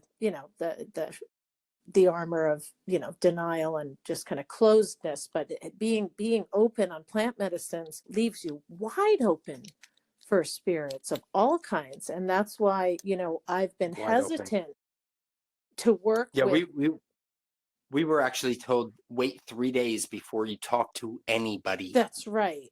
Yeah. And I've been hesitant because one of my dreams is to apprentice under, a master herbalist and shaman. Like I said, I've worked with, Christopher Hobbs, David Winston, just kind of run of the mill herbalists, really great people, but looking to get more into the spirit world. That is one thing, because I know that I have been possessed by spirits. I know that I've had entities attached that I could see very clearly when I looked in the rearview mirror, so to speak. And, in my understanding of the world through plant medicine, there are way more souls out there without shells, right? There's a lot of hermit crabs that need homes, right? And these evil spirits, very, very, they don't have to be evil, lonely, whatever it is, but low vibration, anger, whatever it is. I mean, if you look at Biden or you look at, all I see is a guy possessed, right, by demons, right? So I'm very wary of, like you said, working with people with the label shaman, or I'm a healer, or, what are you really? And yet that's my dream, and looking for these, type of people, obviously have defined through, places like this, or where we're talking about helping people or going to New Orleans. My concern or my question, not with you especially because you guys understand the medicine, but with people who do this, is how much collateral damage there can be when There's so much, right too much, when too right, much, too much, too much, almost to the point where too I'm much. hesitant. I want to help people with You plant should medicine, be, but but wait a second. yeah, thank you. It's the same thing, Janai. Listen, you're hesitant, right? It's the same type of thing that, who do we want actually in a leader? Somebody who we could be like, you're the world leader. We want somebody who does not want that position. That's right. right? So if you're hesitant, that means you have respect. That's the top of the list right there. Respect. You're already aware enough to be able to put intention into it. What I would suggest, if you want to help others, help yourself, be able to sit there with a heroic dose of mushrooms with maybe a tiny amount of Syrian rue as a guide, something like that, right? But by yourself, When you can do that 8+ times, bring in a close friend, somebody who you really care about, and then have them do it. If you're not comfortable at that point, just guide them. You don't need to connect with it. If you do, connect with a very small dose of it, just to be able to vibrate on the same level as them and be on their frequency. If you can do that from that space, you're going to know everything, because those close people to you will teach you more about healing than you could possibly teach yourself. Unfortunately, we do not love ourselves as profoundly as we love others. Yeah, and that's Right. So really, that's it. yeah, that's a really, really Right. good point, because if you don't trust others, right, you're not trusting in yourself.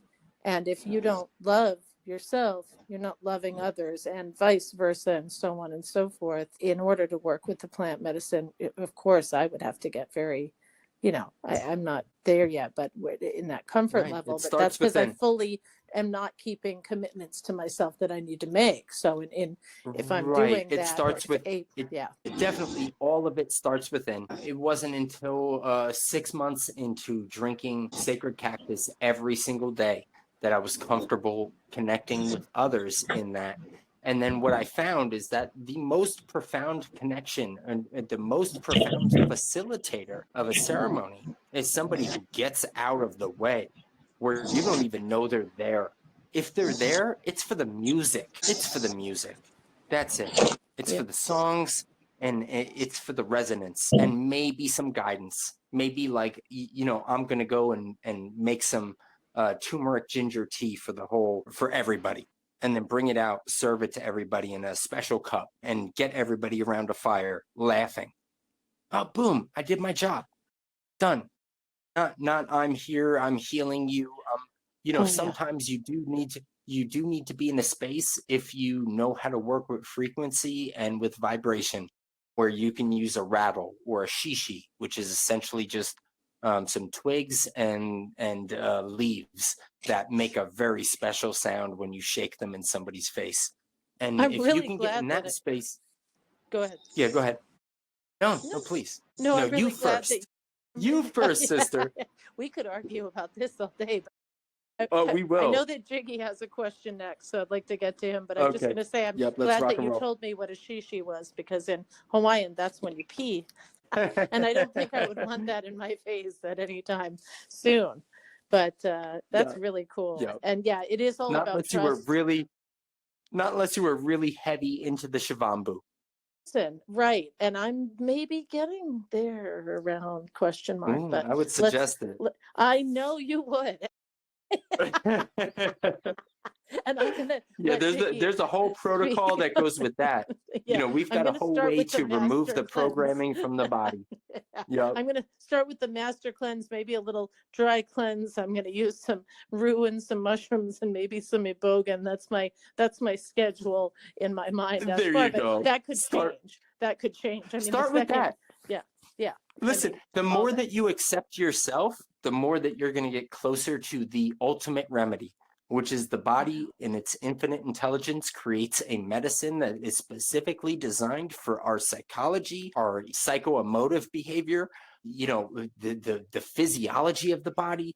It's designed to heal, to be a curative medicine, curative, healing. Yeah, the mind. I mean, profound. You can again heal with the mind. I've healed many things with my mind, and they can do all the studies they want, and it proves this over and over, and somehow still not Right. really get it. Well, some of us are getting it, but thank you, Jiggy. I think the mind is overrated. The mind is overrated. It's so The brain, overrated. the processing centers, right? Overrated. This is And it's overrated because that's where the ego presides. You know, that's where it is. That's its home, right?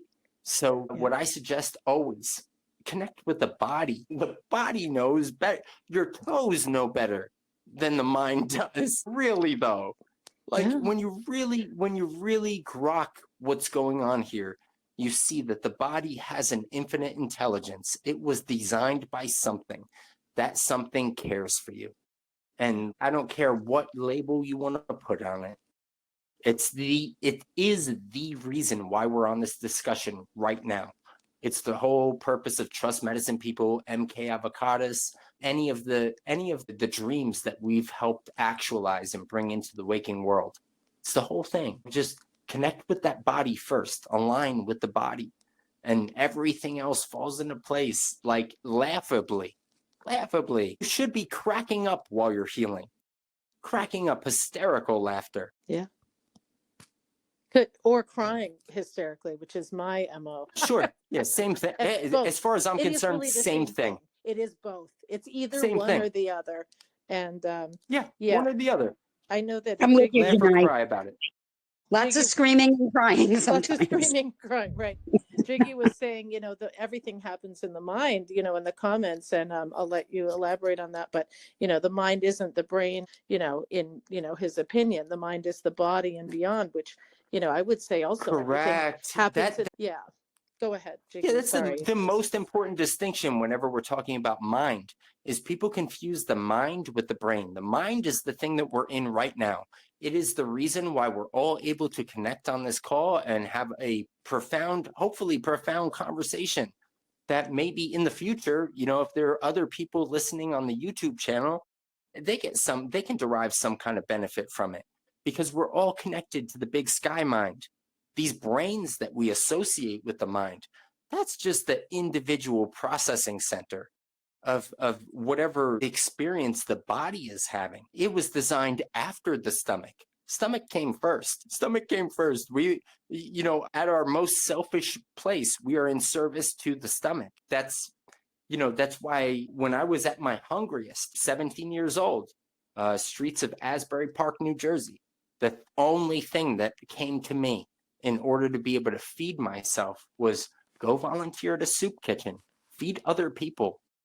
Boom, did it. That first day, I was fuller than I was on any Thanksgiving prior to that. Just because I'm feeding others, I'm seeing their happiness, I'm seeing them laugh after it. I saw how they came in the door, how miserable they were, how they were clutching their stomachs, and then you feed them, and that's it right there. Not to mention, I got some soup, right? I got some soup, but that was a byproduct of the thing. It wasn't the intention. The intention was, hey, you're hungry, feed others. You feel like you're broke, go out there and help somebody level up. Watch what happens. True that. Love it. Jiggy, you had a question? Yeah, well, I had a comment. We were talking about the alcohol and the spirits. When I, you know, when I drank, I noticed that each alcohol has its own persona, if you will. Even different whiskey brands like Jack Daniels. You're gonna like a lot of people fight on Jack Daniels. Interestingly enough, Jack Daniels died because he got mad because he couldn't remember his safe combination. He kicked it, broke his toe, it got infected, and that's what killed him, his anger. So profound. Yeah, right. And then, you know, like tequila has its own persona and all these different things. And these are, you know, I've had a friend, a clairvoyant, and she went to a park once to be in nature and to have her own experience and tap in. And some college kids showed up and were partying. And she got frustrated. And she was finally like, you know what? Can't beat them, join them. So she went down and she had some drinks with them and had a good time with them. But she got tipsy, like, you know, doing like that kind of thing. And she passed out in her tent, and she said she woke up the next morning and she felt a whoosh out of her feet and some like mischievous laughter, and she felt spirits leaving her, and they were like, thanks for your energy, and they're laughing as they're leaving her as she's coming back to consciousness. So just as you know, like this is they come through. We imbibe, like you said, we are what we eat. We are what we consume. You know, so anytime there is an extraction method included, it matters. It matters, like you said, Robin said about around the kombucha. You don't know who extracted that. You don't know who did. If you didn't extract it, or you don't know who extracted it and made the medicine, you're kind of rolling the dice. And the same thing goes. I have personal experience with LSD, where it's like I typically only swim in the pools where I know who's the pool keeper. And you know when you have love, and there's and it's even called that. People like the good stuff is love. It's straight love. And when you get that straight love, it is as powerful as it can be, as powerful as DMT. It's amazing. It is very, very powerful. So yeah, I was just wanting to, confirm or affirm those statements. And then if since we're talking about the mind, I'm going to check in. Is it cool if I share a spoken word thing with y'all about the mind? Please, brother. That's why we're here. That was the whole point of the conversation tonight, to get us to this point. Go ahead. The gist of the mist emits ethereal flow. It clicks, note, transmits wisdom we all can know. Did you feel the hitch? The switch from which all fits. Take the pill and twist the screw, pull the plug from your dome. Free yourself of their hold, because the game has been sold. He that holds the paper thinks he owns our soul. Why do I, no, we, hey, how can it be? We can only see as we are not to be? Is it because the veil of deception and hypocrisy? Yeah, I saw the man behind the curtain. He's callous and cold, pulling levers, flashing lights while stealing our gold. Now manifest destiny, the power is yours. Mold your realities, turn ceilings to floors. My mind stops, then rewinds to the blind time. The fruit is for the rulers. The peasants get the rinds. Third eyes have been darkened by lies and fear. Divisive thinking propagated. The end is near. But death is an illusion, so have no fear. We are not the body. Our soul, it's already free. The brain, that's just a computer trapped by time. And this reality we see, man, it's just all part of the mind. That's what's up, man, right there. Thank you so much for transforming our dialogue into spoken word. That is what's up, man. Thank you.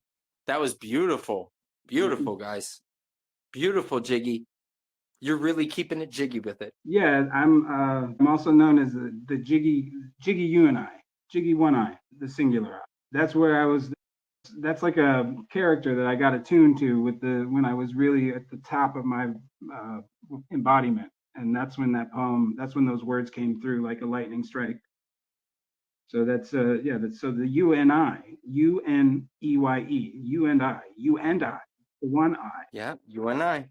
Yep. Yep. I think we're part of the same 3%ers there. You've got it locked in, bro. Thank you. Correction. 3.1415%er. There you go. Okay. I have a resonance with the one. I usually like the 1%. I've done a lot of things that less than 1% of the population has done, but I like the 3.14. I like that part of the pi percent. Yeah, we're all circle making here. Beautiful. It's the only tattoo on my body. Circle maker. All right. Yeah, that was profound, bro. Thank you very much for sharing that. Yeah, thank you. I appreciate that. I'm glad that I could share it and that it connected. Yeah, connected, definitely. And we've got it on recording. Do we have your permission to share it in a short? Yeah. Okay, cool. Carter, if you can notate that time stamp and, run it. Thank you, bro. Delighted. Would you like a question? A little bit technical? Yeah, definitely. Okay. You know better than anybody else that I love the technical stuff. Okay, so let's say someone's wants to start a medicine practice in this country. So is there a way? Can you walk us through, however you're comfortable doing so, because I know it involves trade secrets? But if you could walk us through how one, for instance, in New Orleans we're talking about, and there Right. it's even worse. They have extra laws against plants. There's more people in jail, I think, there than in that area than anywhere in the world, maybe? Yep, I'm the not sure. Pollyannic law. So Pollyannic law will put people in is jail. okay. So can a trust help with this so that, with the medicine practice? How did you come around to that question? Because as far as I'm concerned, that's the top of my queue right now. All right. I'm hearing everybody. Yeah. Essentially, what you asked is, how do we set everyone up with how we set ourselves up? Well, there is definitely a trust, a very carefully constructed trust at the core of whatever your medicine practice is. And if you want to be able to share that practice, listen, if you just want to practice medicine, go ahead and do it. You might reach some kind of barriers. If you're getting it imported through if the UPS is bringing it to your door, you could run into some difficulties down the road, especially if that is a Schedule 1 substance or something that falls within the jurisdiction of what the state is classified as substances that need to be controlled, right, and regulated. Now, because there is a separation between church and state, that is the fundamental building block upon which all of our trusts are built, we can incorporate into that a not only medicine practice, but a medicine community, a way of you sharing that. Now, a lot of this gets really technical because at some point you can have all of your trust paperwork set up and you can have all of the proper provisions, clauses. You can have a framework like we have, a protocol on the back end that is annexed material that determines and dictates specifically where every single gram of psilocybin or ayahuasca or Syrian rue or mimosa or iboga or any of the medicines that we work with, they have to be kept in a fridge, a refrigerator. It doesn't have to be on. It does have to have a padlock on it. There does have to be a clipboard on the top of it. That clipboard does have to denote every single down to the milligram of what's in there, and whomever member of the congregation who came in through the door, specifically they have to absolutely sign some kind of NDA. And with that NDA is usually accompanying some kind of a hold harmless agreement. So if they came into the ceremony without clean hands, essentially they were say we gave them a dieta and we said, you're going to have an ayahuasca ceremony on this date, this date, and this date. Now, while they come in the door and we're trying to get them that three-day window before they can connect with the medicine. But at the same time, not everybody has that type of luxury to be able to take a week off of work. Some people, 3-day weekend, boom, you can get a tune-up. And while it's not recommended to go right back into your work setting or into your daily routine, for some people, it is something that we can pull off. At the same time, you do have to have everything documented. You have to make sure that you cover yourself. You have to make sure that what you're doing is based on sincerely held religious beliefs. If you have all of those things in place, now when you're getting medicine imported, you have to put people on notice. What the most common error I see people making is they're going to try to get some iboga from the Bwiti in Gabon, let's say, and they're getting it shipped over. It's going to arrive in a port in DC, and then it's going to get on a truck and it's going to be shipped to your address. You brought to the mailing facility, they're going to bring it out in a truck or whatever, right? Now, if you don't put people on notice, the thing that you've just done is you've established criminal intent. Criminal intent is, I'm trying to hide this from you. I don't think that I should be able to do this. Otherwise, I would have notified you. And I don't see it as an actual sacrament. If I saw it as an actual sacrament, then I would have protected it. The minute that it left the port in Gabon, the minute that it arrived in the port in DC, everybody would have been put on notice through a private ecclesiastical trust that administered this medicine as part of its heritage and in a sacred way, sacred ceremony.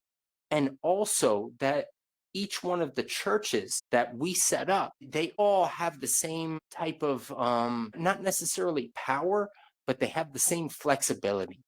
But that flexibility is established because we get visiting shamans, those visiting shamans from the Gabon who come over maybe once a year. They do a ceremony. They tune up our anybody who's facilitating these ceremonies. They tune them up. They sit just in a ceremony with the facilitators.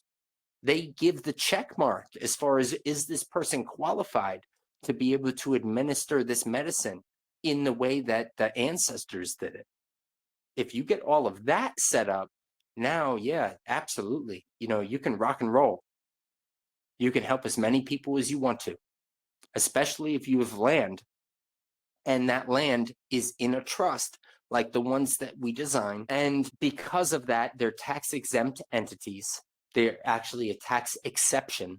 They fall outside of the jurisdiction of the IRS and any kind of statutory regulation. And because of that, once you get that land free and clear and it's titled to the trust, now you have a loyalized title, meaning that nobody can come and take it because you didn't pay $13 to $25 in tax debt on that land. Because it's not taxable, it can't be taken from you. So because of that, you can pass it on, dream to dream. You can pass it on from one generation to another. And you can continue that practice. Often, most of this is, it works because if you're looking out for your people 7 generations into the future, it's considered a selfless act. And that selfless act cannot be a public act. Public entities cannot do selfless things. That's why a 501c3 entity, for instance, a public charity, is classified as such and is actually a public entity. It is not working in service to the thing that it represents that it is.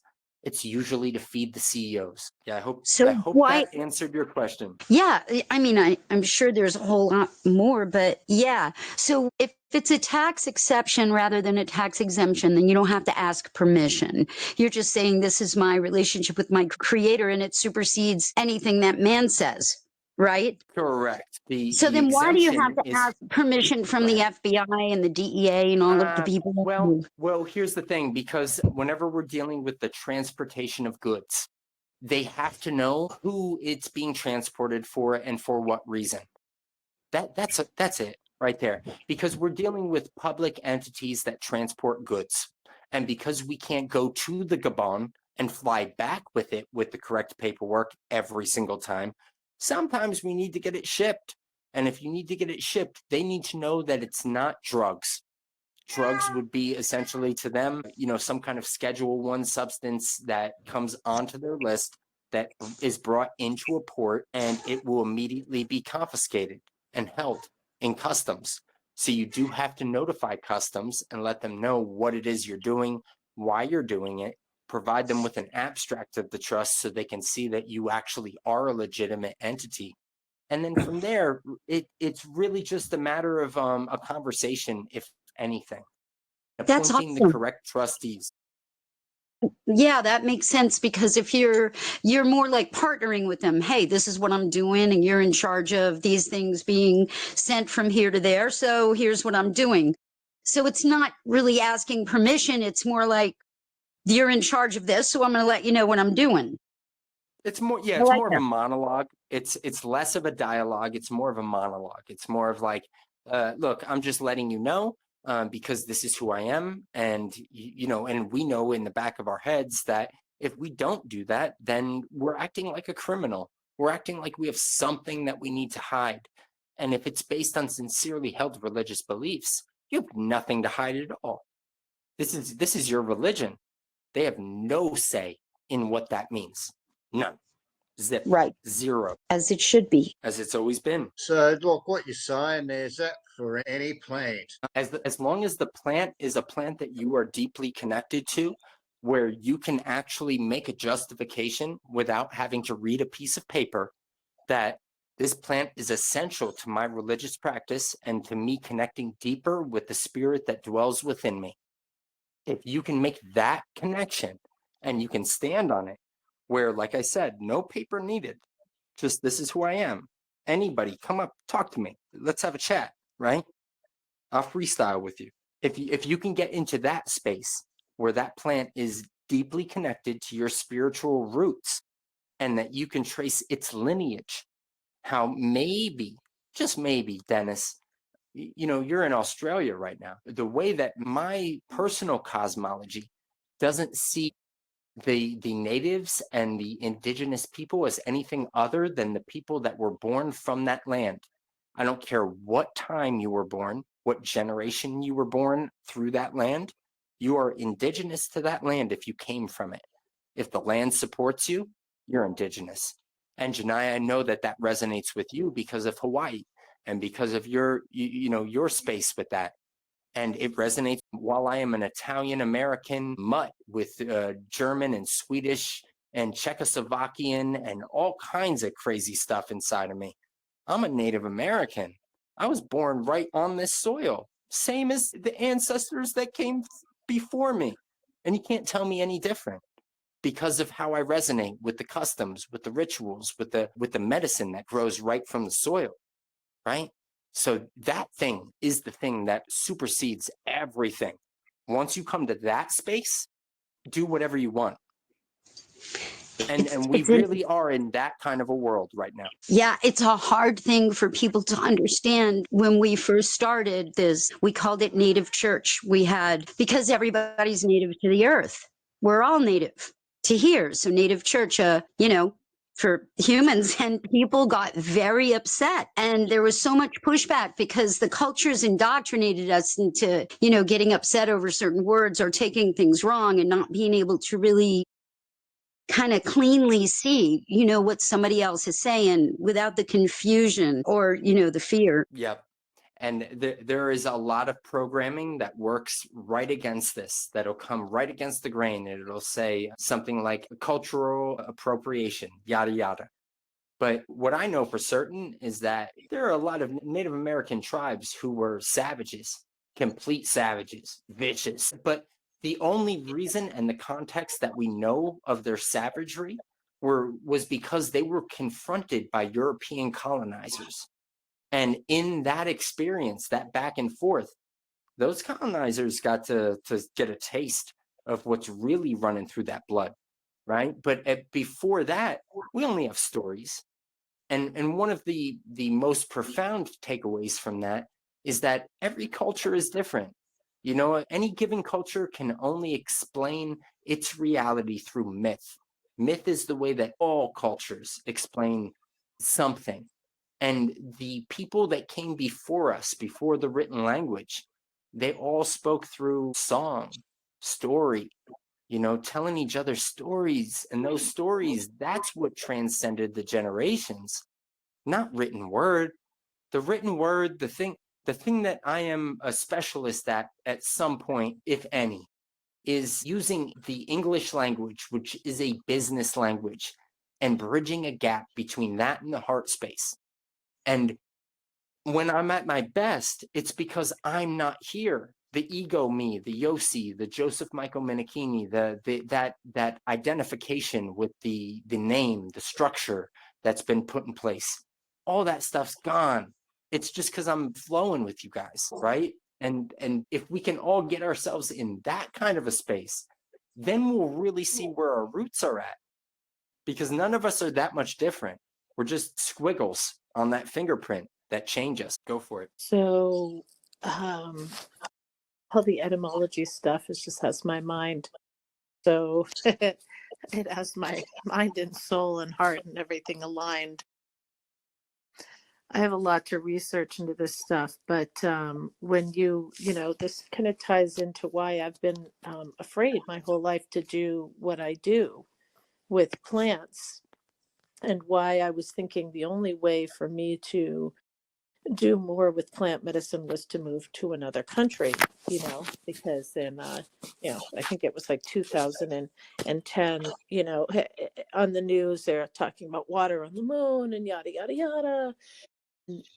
Yet that's been written on the temples in Peru for I don't know how many thousands of years, right? That there was consciousness and the moon was consciousness, and so on and so forth, and how much knowledge there are in and how much connection there are in those places. But here in the United States, Jiggy, water is conscious, right? And that's why Yossi talks a lot about dry fasting, which again is a goal. But certainly, again, if you have a lot, that you're stuck in and remembering, I lost my train of thought there. But the etymology is mind-boggling to me. I was watching something recently, and I think I'm getting sidetracked. So back to, just the trust, being able to protect your sincere religious beliefs. And as long as you're giving the authorities notice, is what you were saying. I just wanted to clarify that no one can take, as long as you have your inventory and you're not hiding anything,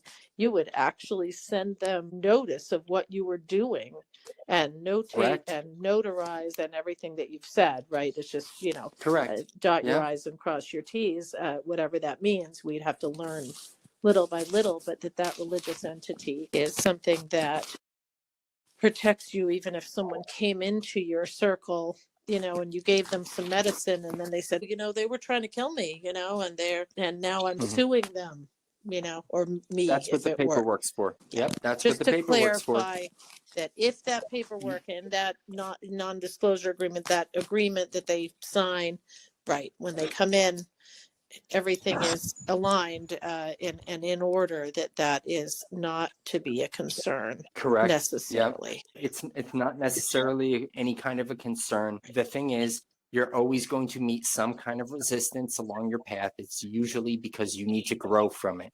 So as long as you don't approach it with fear, and as long as you're transparent, open, if you can stand in the paperwork and you can articulate the paperwork to some degree with your voice without the paperwork present, now you're actually the living, breathing representation of what's on paper. Now, as long as you get yourself into that space, you're good to go. When I say you can do anything you want, that is true. Anything that the mind can imagine, anything that the imagination can hold, you can be that, you can do it, you can actualize it, you can dream it into being.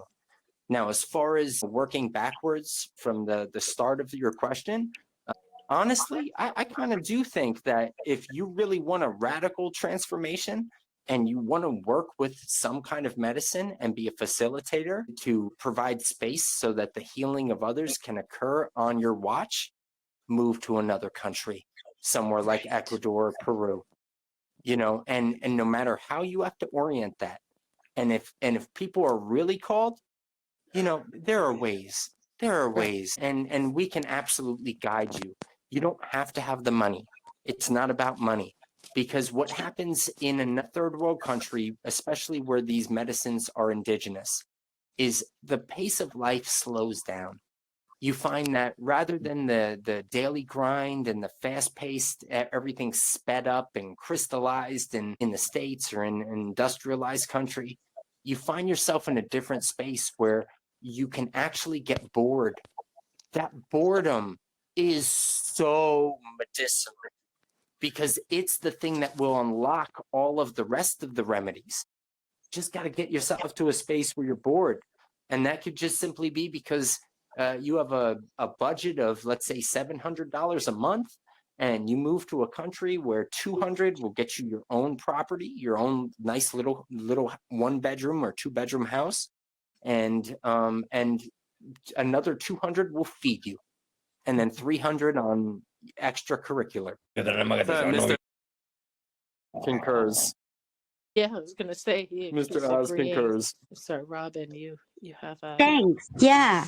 I just wanted, with all this talk, and we haven't mentioned, like you were talking about being a bit afraid. And I think that's healthy because people are checking out all the time because they're using these plants without the respect or without the research to know what they're doing.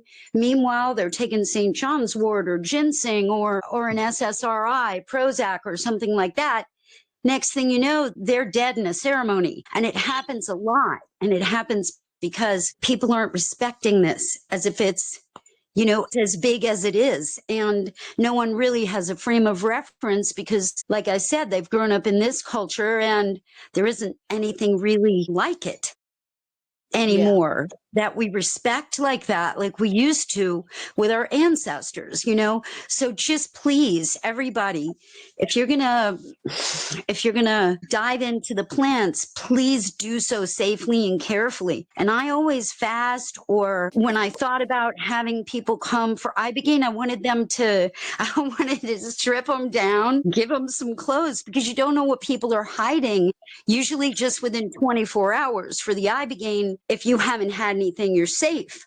But other things, you know, the half-life is too long of these drugs and you mix them, and the natural medicine and then the pharmaceutical world do not play well together at all. So just please be careful. That's all I wanted to say.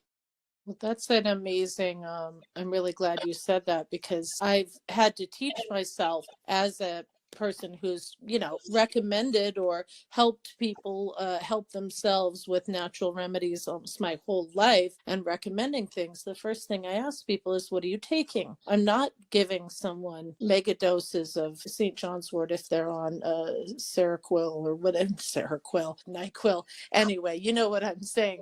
It's this, sertraline is what the word I was looking for. But I've had to teach myself pharmaceuticals, right? So even though, you know, it is for me getting comfortable and trusting myself, being able to keep commitments to myself. B, getting deeper into the not self, or Right. getting out of the id, the ego, and the superego model of psychology, which is, you know, what is Yeah. that? But, and then, right, being very, you know, again, healthy fear. Meanwhile, this fear has kept me from living in my truth my whole life so far, right? Oh man, So I this want to is, drink medicine with you. I think this would right, be right. amazing. Right. Go ahead. You know, this is where I have started doing some etymology, right? And I was telling my daughter recently, could you just be conscious of saying, I'm sorry, because you're always saying, I'm sorry. And in, you know, in etymology, that's, I'm sad, I'm disemboweled, I'm, you know, whatever. There's many readings. And as far as I understand it, the older the dictionary, the more accurate you get. Right. I look for old dictionaries. Right, That's right. like, I know that there was one lady and she was doing a lecture and she actually found a picture of the umbilical cord when you were talking about opportunity, which basically she was saying is the fetus in the womb. Right. So, and how I found this very interesting because my algorithm found this talk just after Yossi was talking about how they take your, you know, belly button, they take your umbilical cord. And if we're talking about opportunity and how each of us is, you know, free will and opportunity, they took our opportunity with our, you know, just connecting this, that they took our piece of, you know, not mine again, because I wasn't born in a hospital, but they take a piece of your umbilical cord, very, very symbolic that, you know, we no longer have, yeah, Jiggy, absolutely. It's meant to fall off naturally. You're meant to be held to your mother while you're still connected to the umbilical cord. And how quickly in the hospital they cut my daughter out of my belly and then cut her umbilical cord, and God knows where that went. And I did ask them if I could keep it, by the way, and I did. I got my daughter's umbilical cord. I don't know if they took the rest, very likely. But and how that ties into the opportunity and you know, anyway, it just clicked to me that, you know, they've taken the opportunity and they no longer are going to be in charge of my fears and everything else. So working on it. But Jiggy, I'm loving your comments too, Jiggy, because the etymology is so deep, to the it's just what I'm learning in biblical terms, right? Even in biblioteca, assassin meaning, to smoke cannabis essentially, and how people assassinated, you had this council of ancients who sat around and smoked weed and would kill people with their knowledge, right? It's symbolic. Right? It's like the words versus the sword or whatever, but it's just, anyway, it's fascinating to me. And I look forward to more. So Jiggy had a question. Yes. Thanks, Jiggy. Sword, right? It's words, right? You can kill with words as opposed to the sword or whatever that saying is that I'm forgetting at this time. But yeah, it's kill them with your words, and it is stronger than the sword. Or you go ahead anyway. I think the phrase you're looking for is the pen is mightier than the sword. Thank you. Yes. Yeah. So yeah, words. If you take words and you just move the S to the front, it's the sword. But definitely, what you were talking about with the birth, what happens there is first of all, hospitals are a Swiss jurisdiction, and hospitals they also have a court and a financial institution inside of them as well. But what happens is the mothership comes to the hospital and registers with cargo, right? The ship is docked with the doctor, and then you're in the berth, you give a birth, and you leave. When you leave the hospital or when you leave that room, there's wreckage, right? And so the mother is tricked into being an instrument, but the way that they do it is when you leave, it's seen as you leave with the cargo, but it's not. They pretend that they don't know. You know what I mean? It's like we don't know where the mothership went. We don't know where the cargo is, but we have this evidence of a wreckage. And so they're using salvage law to claim they're claiming the biomaterial, and then they're creating a beneficiary trust based on salvage law. And it's from the old time when people would often be gone at sea for many years. And after 7 years, you're considered lost at sea. Right. Sorry to interrupt. That burst. Dennis, would you mute your mic? I'm seeing like some feedback with Jiggy. I can't quite hear what he's saying. I'm not sure if it's related. But Dennis, would you? Yeah, thank you, love. I wonder if that'll help, because Jiggy, you're cutting in and out. So I wonder if anyone else is having trouble hearing you. But I'm hearing most of what you're saying. Right. Okay. Fascinating.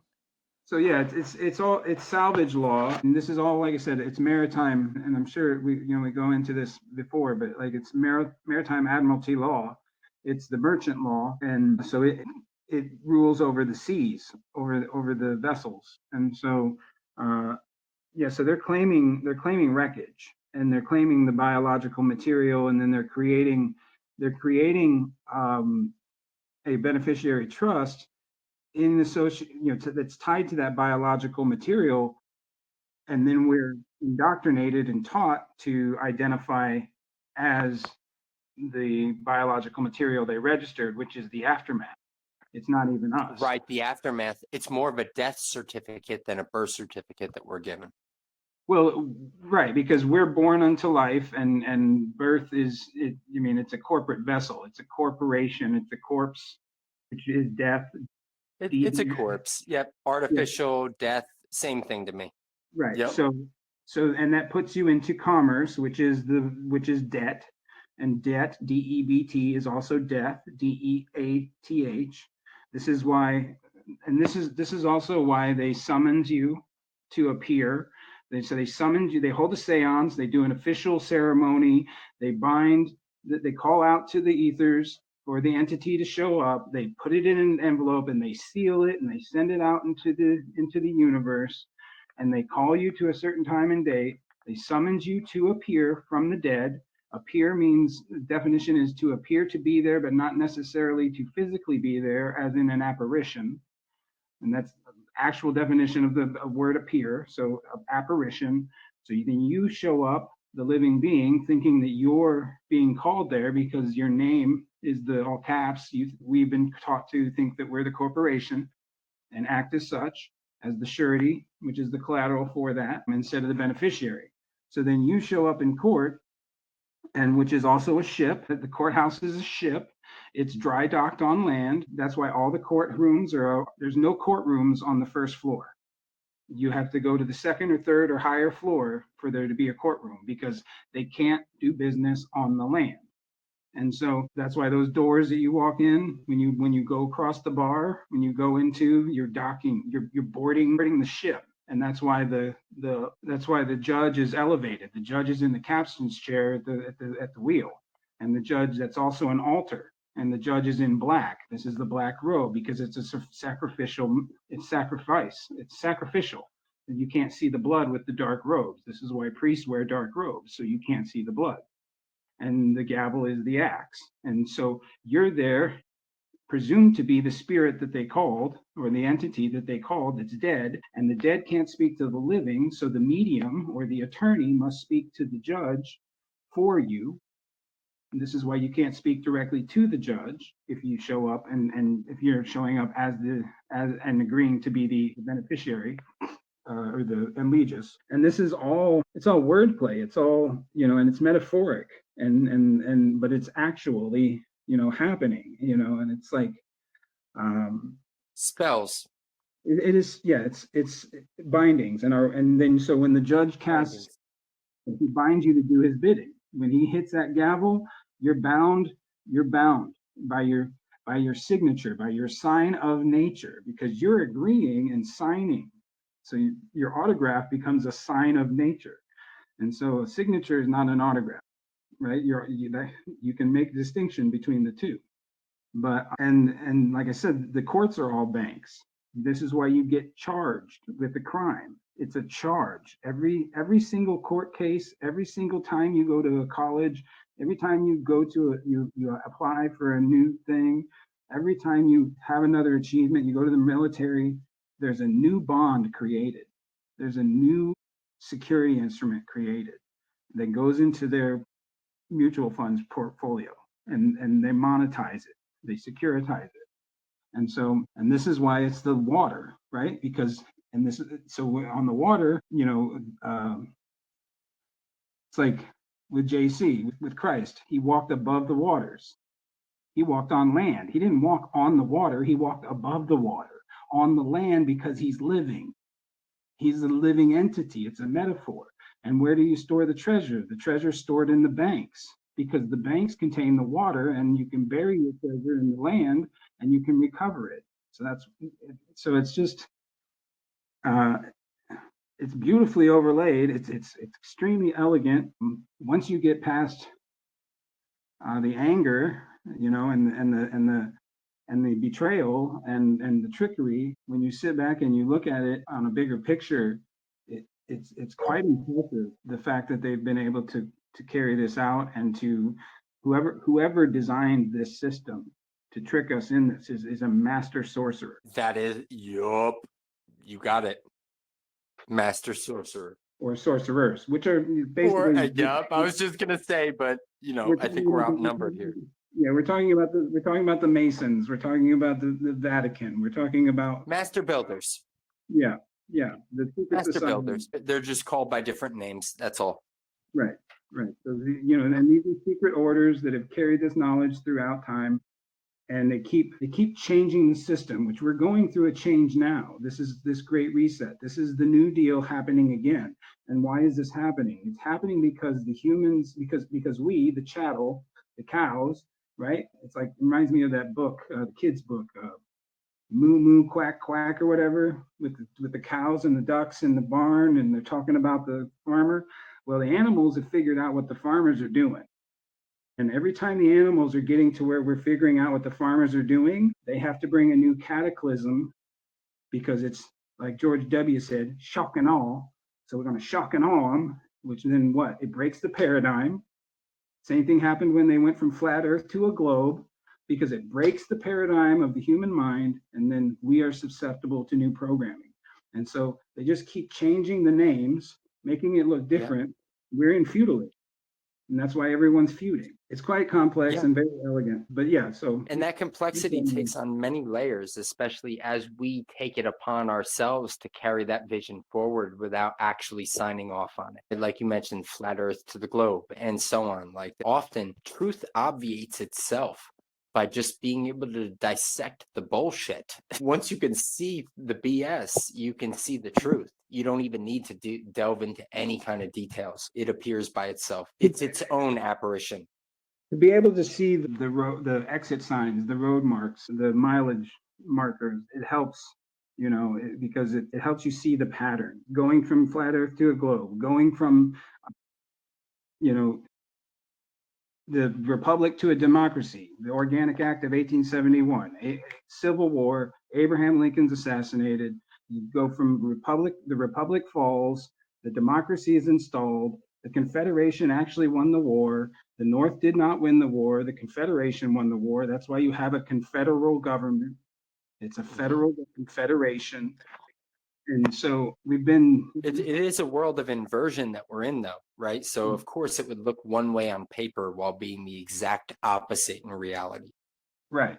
And then going from the gold standard to fiat, there's another paradigm shift. And now they're trying to move us from cash to virtual and NFTs, like digital money and NFTs, and making more complex laws. So they're trying to move us into the fourth usage of land, fourth right of usage of land. Like right now, there's 3 different rights to usage of land in the law system, law hierarchy. And this next great reset will be the fourth, which will bring humanity one step further away from the truth. And yet another wall, they're putting in another wall that has to be penetrated to get to the truth. But we'll celebrate it the whole way. Well, the majority of us will. Right. It'll be ushered in because of the thesis and the antithesis, and then they put it together, and it's the synthesis. It's a Hegelian dialect. You create a problem when you already have the solution, and then present problem, reaction, solution. Yeah, it's like creating a virus and an antivirus, releasing the virus, selling the antivirus. Yeah. Whereas the antivirus was the first thing that they created. That Hegelian dialectic is fascinating, and it's interesting to me that we fall for the same tricks over and over and over again. And they're just, and when I say they, we're talking about maybe some parasitic organism that's hijacked the control panel of each of us through the food supply. It could be as simple as that. And it creates willing servants living in service to the greater parasite, that big parasite. And I wouldn't say we're falling for the same trick over and over again. Their tactics are expanding vastly. Sure, but at its core, it is the same trick. Divide and conquer is the trick. That is the thing that always will separate us from ourselves. Because if I see you as an enemy, brother, then how can I possibly perceive a world where there is no separation? Right. And so the enemy, that's a word, that's one to play with so enemy, if you accept a legal name, you are an enemy of the state. Now spell the word name, me. It's in the language. It's in the coding. And when you accept a legal name, you're agreeing to be a corporation or a dead fictitious legal entity. You're denying the life force energy of the nature or the creator that the creator has bestowed upon you. You're denying the breath, life, living presence, and you're instead worshiping a dead thing and living your entire life based on the dead thing. And you're the enemy of yourself because you accepted a name. You think you're a name when you're actually the life. Boy, those words, while it does reveal all to us, it's interesting, isn't it, that we're becoming more illiterate as we go. The script handwriting isn't even being taught in schools nowadays. Well, right. Right. That should tell us exactly where we're going and where the they with the capital T are bringing us. Right. So I really appreciate this resistance, this knowledge, etymology, break those words down. Right. And the servants weren't allowed, like the slaves and servants weren't allowed to learn to read, right? They weren't allowed to read. They were illiterate. And then we got a point in time where people were able to read and write. And so the reason why I say we're not falling for the same trick is because it is the same trick, but they have to do more each time. This is why they have to, in this point in time, they have to poison the food, poison the air, use Wi-Fi and radio frequencies to hijack our brains, fill our bodies with metals to block the pineal from allowing the two hemispheres of the brains to communicate, toxify our being, make us confused about our sexuality by adding atrazine and other things to the water. So they're Boom. using more and more weapons because an MK Ultra in psychology, it's Pavlovian. Even the idea of working a job and employment is Pavlovian. You ring the bell, you go get your check on Friday, they ring the bell, and you get your money, which is food, and then they gradually take the food away. But they keep ringing the bell, and we keep showing up with water and mouth. That's why I keep speaking on that dry fasting, bro. That is the thing that gets that program out of the body, and at the same time it gives you a path that makes you see that you do not need 99% of the things that we're taught and we're conditioned that we need and that we rely on as security blankets. All we actually need is that spirit, that breath. There are people living off the breath in the Himalayas right now, right? Yeah, So well, they have the environment in the Himalayas, and the food sources there that are way more pure than what we're dealing with.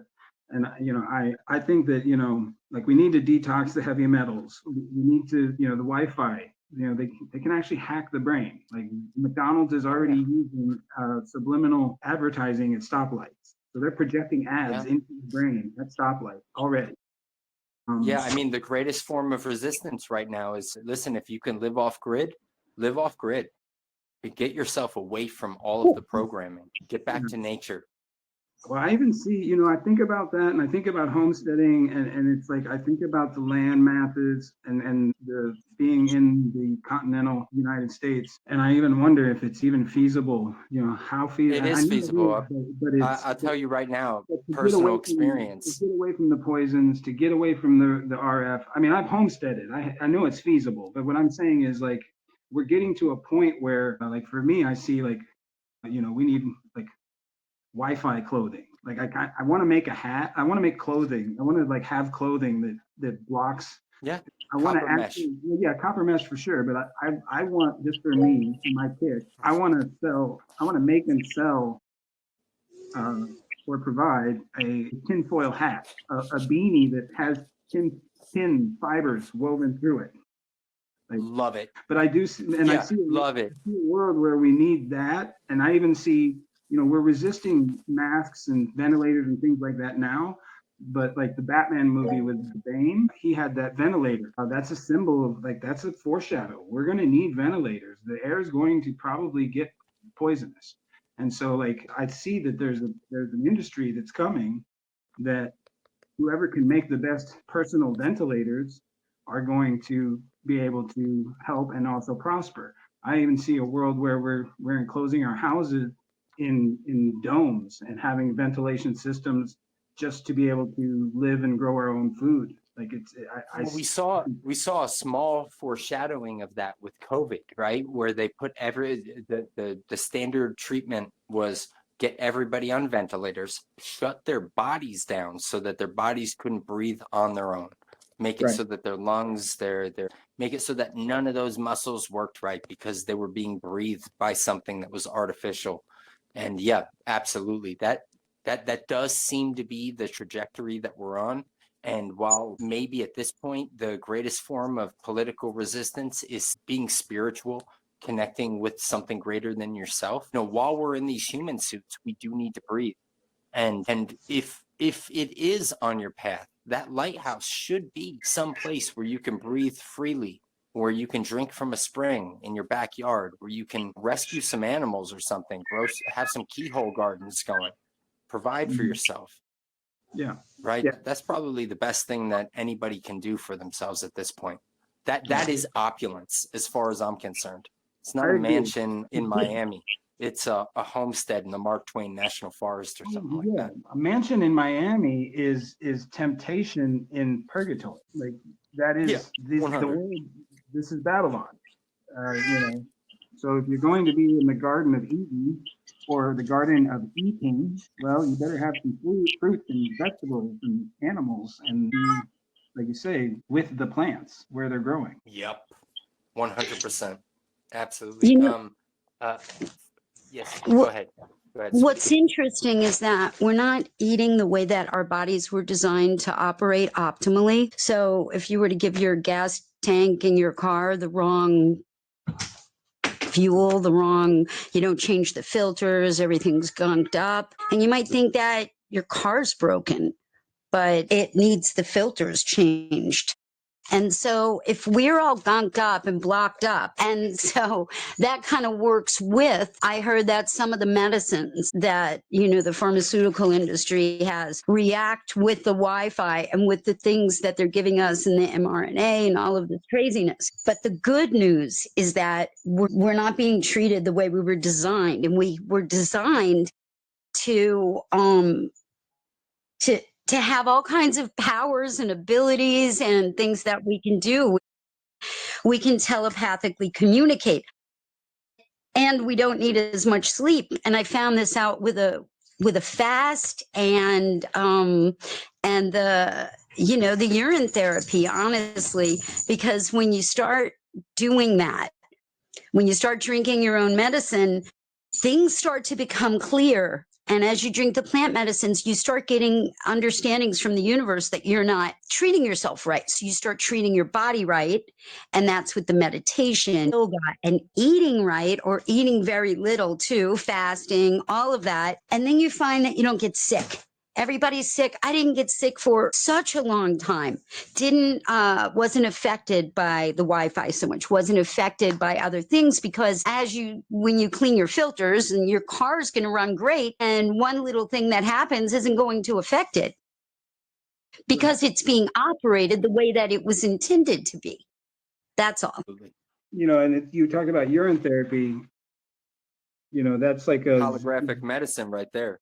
yeah, your body, you're taking a Z out basically of the machine of the body. And then when it tells your body what you're deficient in, and it made me think of, like, if you're growing your own food, one of the wisdoms of growing your own food is like sucking on the seeds, germinating the seeds in your own saliva, putting your saliva in with the planting of the seeds, because the seed will take in that information and that plant will grow specifically for your makeup.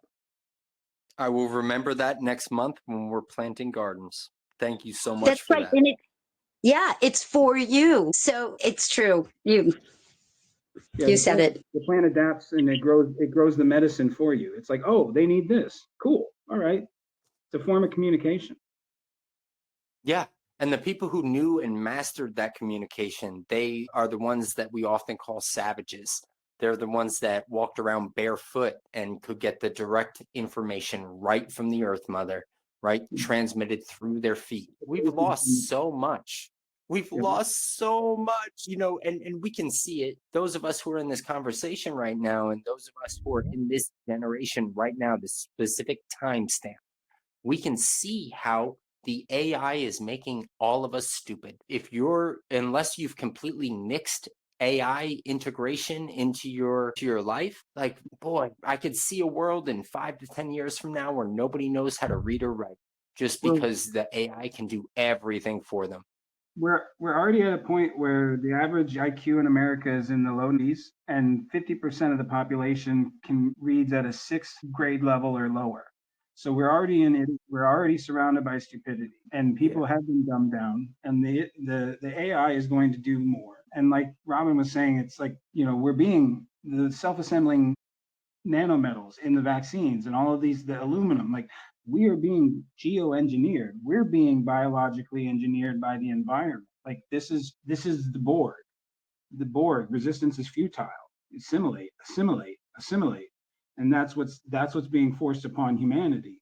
And it's going to take a massive amount of well, it takes integrity and resistance to, like you say, to be able to see it, let alone be able to resist it and to turn away from all of the temptation and turn away. It's like Gates is talking about if you don't accept a digital ID by 28, you'll be excluded from society. And I'm like, cool, see ya. Yep. I'm good with that. See ya. I'm good with that because I know what's coming and I know what salvation is. So it's but Amen, brother. yeah. So to be, like you say, we've lost so much, and it's we are in the 11th hour, or the bottom of the ninth, right? And we're down by Yeah, I mean, call it the end times. That's what the programming has all been. You know, we've been given this programming since birth, that right. at some point there will be these end times, and it's been programmed into us so that we manifest it. Right. Well, the beautiful thing about the end times prophecy is the people who bring the end times about are the ones who are destroyed. Oh, of course. You know, punching back to what you said about a half hour ago, you know, this is all on a loop. It's on a loop, the same, you know, as above, so below. We keep cycling through the same hoop until we're going to learn some kind of lesson that's going to let us exit that hoop. That lesson most likely is let go. Let go. Put your trust in something greater than yourself. Yeah. If you can do that, you will be guided to those pearly gates every single time. But as long as we cling to the ego and the identification trap, we're screwed, guys. Right. If you have your aura intact and if you have your awareness in your center, right, your internal compass is calibrated. When you leave the body, and I have left the body multiple times, when you do, you know not to go into the light. You go anywhere but the light. The light is the Right. recycling. The light will cycle you back into the trap. If you go into the light, the next thing you know, you're screaming coming out the portal that is your mother. Right. The next one. Yep. That's where the light leads you, which is, you know, it's ironic that the whole love and light movement. And, you know, in order to be able to get love or light, you have to go through the darkness. If you don't, you're not there. You've got essentially a fluorescence on, and maybe a good feeling that was artificially stimulated by some kind of drug. Well, that's a duality programming right there, right? Good vibes only. If you're in the good vibes only, you're at the top of the tree. You're at the top of the tree where the branches are most flimsy and you have no stability, and you're at risk. You're going to fall. You're at extreme polarity. If you're in the darkness, you're in the roots and the mud and the dirt, and you're dense and you can't really move and you can't breathe, and you're also at an extreme polarity. So it's the buying into that duality thinking of love and light only. And so now it's like heads or tails, but every coin has three sides. The edge is the Same coin. or the edge is the singular side. So the edge of the coin represents singularity. Heads or tails represents duality. And when the coin is spinning without resistance, or even when it's spinning, it represents trinity.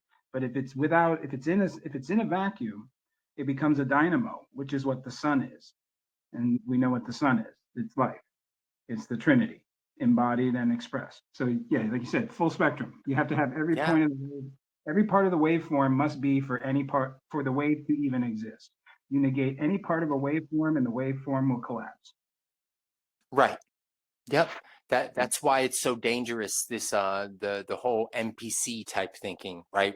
Where we might take somebody who is in that lower bracket of intelligence, and because they're essentially just operating on their programming, they haven't been taught how to learn. They've just been taught what to learn and programmed. We treat them as if they are inconsequential or soulless beings, NPC characters in the Matrix. You know, Agent Smith type of entity, which is it's very destructive right there. It dehumanizes us, disconnects us from the actual thing that's going on.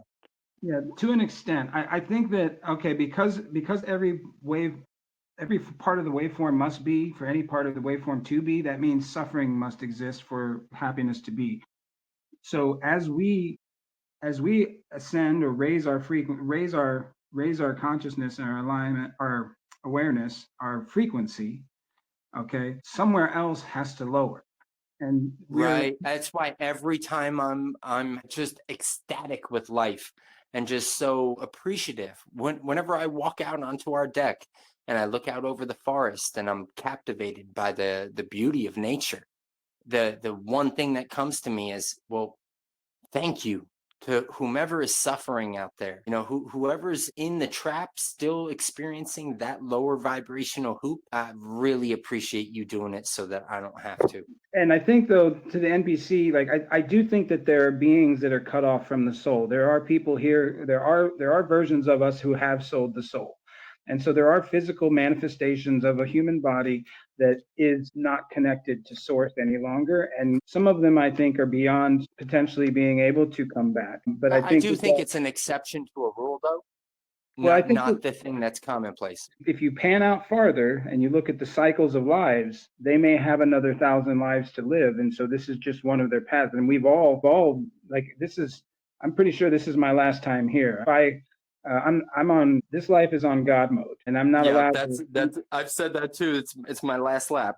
Yeah, and I'm not allowed to hit the eject button. If I could, I Right. already would have in long time ago. So Yo. so I know from within myself that I've lived all the other lives already. Yeah. And so, so when you pull back further, it's not that we're desecrating that body or is an NPC. It's just we're recognizing that body is playing this role for us, and it's in its journey. It's just not. It's in a different part of the journey, on a different part of the waveform, and so it's not Sure, even and it's a grounding force also. right. It's holding the opposite frequency that allows us to hold the one that we're at. And as Mhm. as we raise our frequency, we're at the a low frequency waveform. It only crosses the center line every once in a while. It's a very slow wave, but a high frequency waveform, it's up and down really fast. And so as you raise your frequency, you're crossing the center line more often. And if you can focus on the center line rather than the amplitude of your energy and how fast it's going back and forth, you can actually be centered more easily. That's why. Right. And that's that focus, that center line that you speak of. From my perspective and experience, there is a difference between frequency and vibration. And while that frequency at a high rate might be jumping up and down, if you hold that core vibration of love, you're centered. That's it right there. You know? Yeah, I mean, you could look at the top of the waveform as the mind, or as the brain rather, right? And you could look at the bottom part of the waveform as the gonads, and the center of the line is the heart. The heart's a little, it's not quite the center, but it's more, to me, actually, the sternum is what I consider the center. And ironically enough, that's where, just below the heart, that's where I feel that the compass is, the internal, our GPS for the soul. It's in the solar plexus. That's the center. The solar plexus. Yes, sir. Janai's had her hand up for a minute. Thank you, Jiggy. Miss Janai? Thank you. Yeah, there's just so much. I actually was more happy to listen and forgot I had my hand up. But thanks. I guess maybe a long time ago I had a question, but at this point I'm just more listening because I guess the details mean not. There's just so much knowledge, being shared. So I think I'll save my question for another time, but I did want to just comment that for some and a lot of people in my lives, all this we're talking about becomes so overwhelming, especially detox and this and that. And, friends who are sick. I have a girlfriend who's, very sick with mitochondrial disease, Lyme, almost dies on airplanes years and years. She went blind with her kids, and it's not just Lyme, and it's not just fungus, and it's not candida, and it's not, again, it is, I feel like underlying all of this, what we need to do for detox, and what it is exactly what you guys just kind of brought back home, which is why I didn't really have a question anymore. But the solar plexus and the living in the frequency, right? I'm sorry, living in the vibration I think is what you were saying. Living in that vibration is so important, kind of Yeah. primary to whatever else we're trying to do, almost to the point where, again, maybe the detox and where we move and what location doesn't have any chemicals and whatever may be very Body much will detox secondary. itself. Right. Yeah. Because I on Jiggy, you were saying I need a heavy metal detox. Well, I probably do too. But, Jack Cruz brings up something really interesting, and people who study like mitochondria is that if you don't have any charge, right, you can't do anything. Yeah, You minerals. can't move. Not love only, that. right, minerals Minerals are the is foundation. essential, right? Minerals, Yeah. whatever way you get them, brewer's yeast or whatever, some people are freaked out by. The best mineral solution, sister, that I found is sea moss, Irish sea moss combined with bladderwrack and burdock root. Those three right there will give you the full mineral spectrum so that your body will remain fully charged. As soon as you start to do that, you're going to notice that the heavy metals will be displaced naturally. Necessarily need to do anything to pull them out of your body, or parasites will be displaced naturally. The mineral solution that we've been given is essentially sea salt. That's the thing that's been pumped into everybody's diet. And ironically, the sodium potassium ratio in a crystallized form like that is actually in the opposite proportions to what the body needs in order to be able to top down, set the minerals, and make sure that everything is balanced. It disturbs balance. It dehydrates the body, and it stores that program. It locks it in. Well, that's interesting, because I've used a lot of, and it's funny because sea moss has a lot of heavy metals in it too, right? And so does sea salt, and so but blocking those receptors with the kind of organic forms, which they always contain, right? It in and of itself could block some of the, people like, why are you eating kelp? Right. That's radioactive, and I'm like, well, you have I'd rather eat radioactive kelp. Right. Right. I'd rather have like halide receptor, filled by like organic iodine before the other comes in. But I've been using Shilajit, for a long time. And not for a long time, but on and off for a long time. The same with most herbs, right? I kind of wax and wane with them.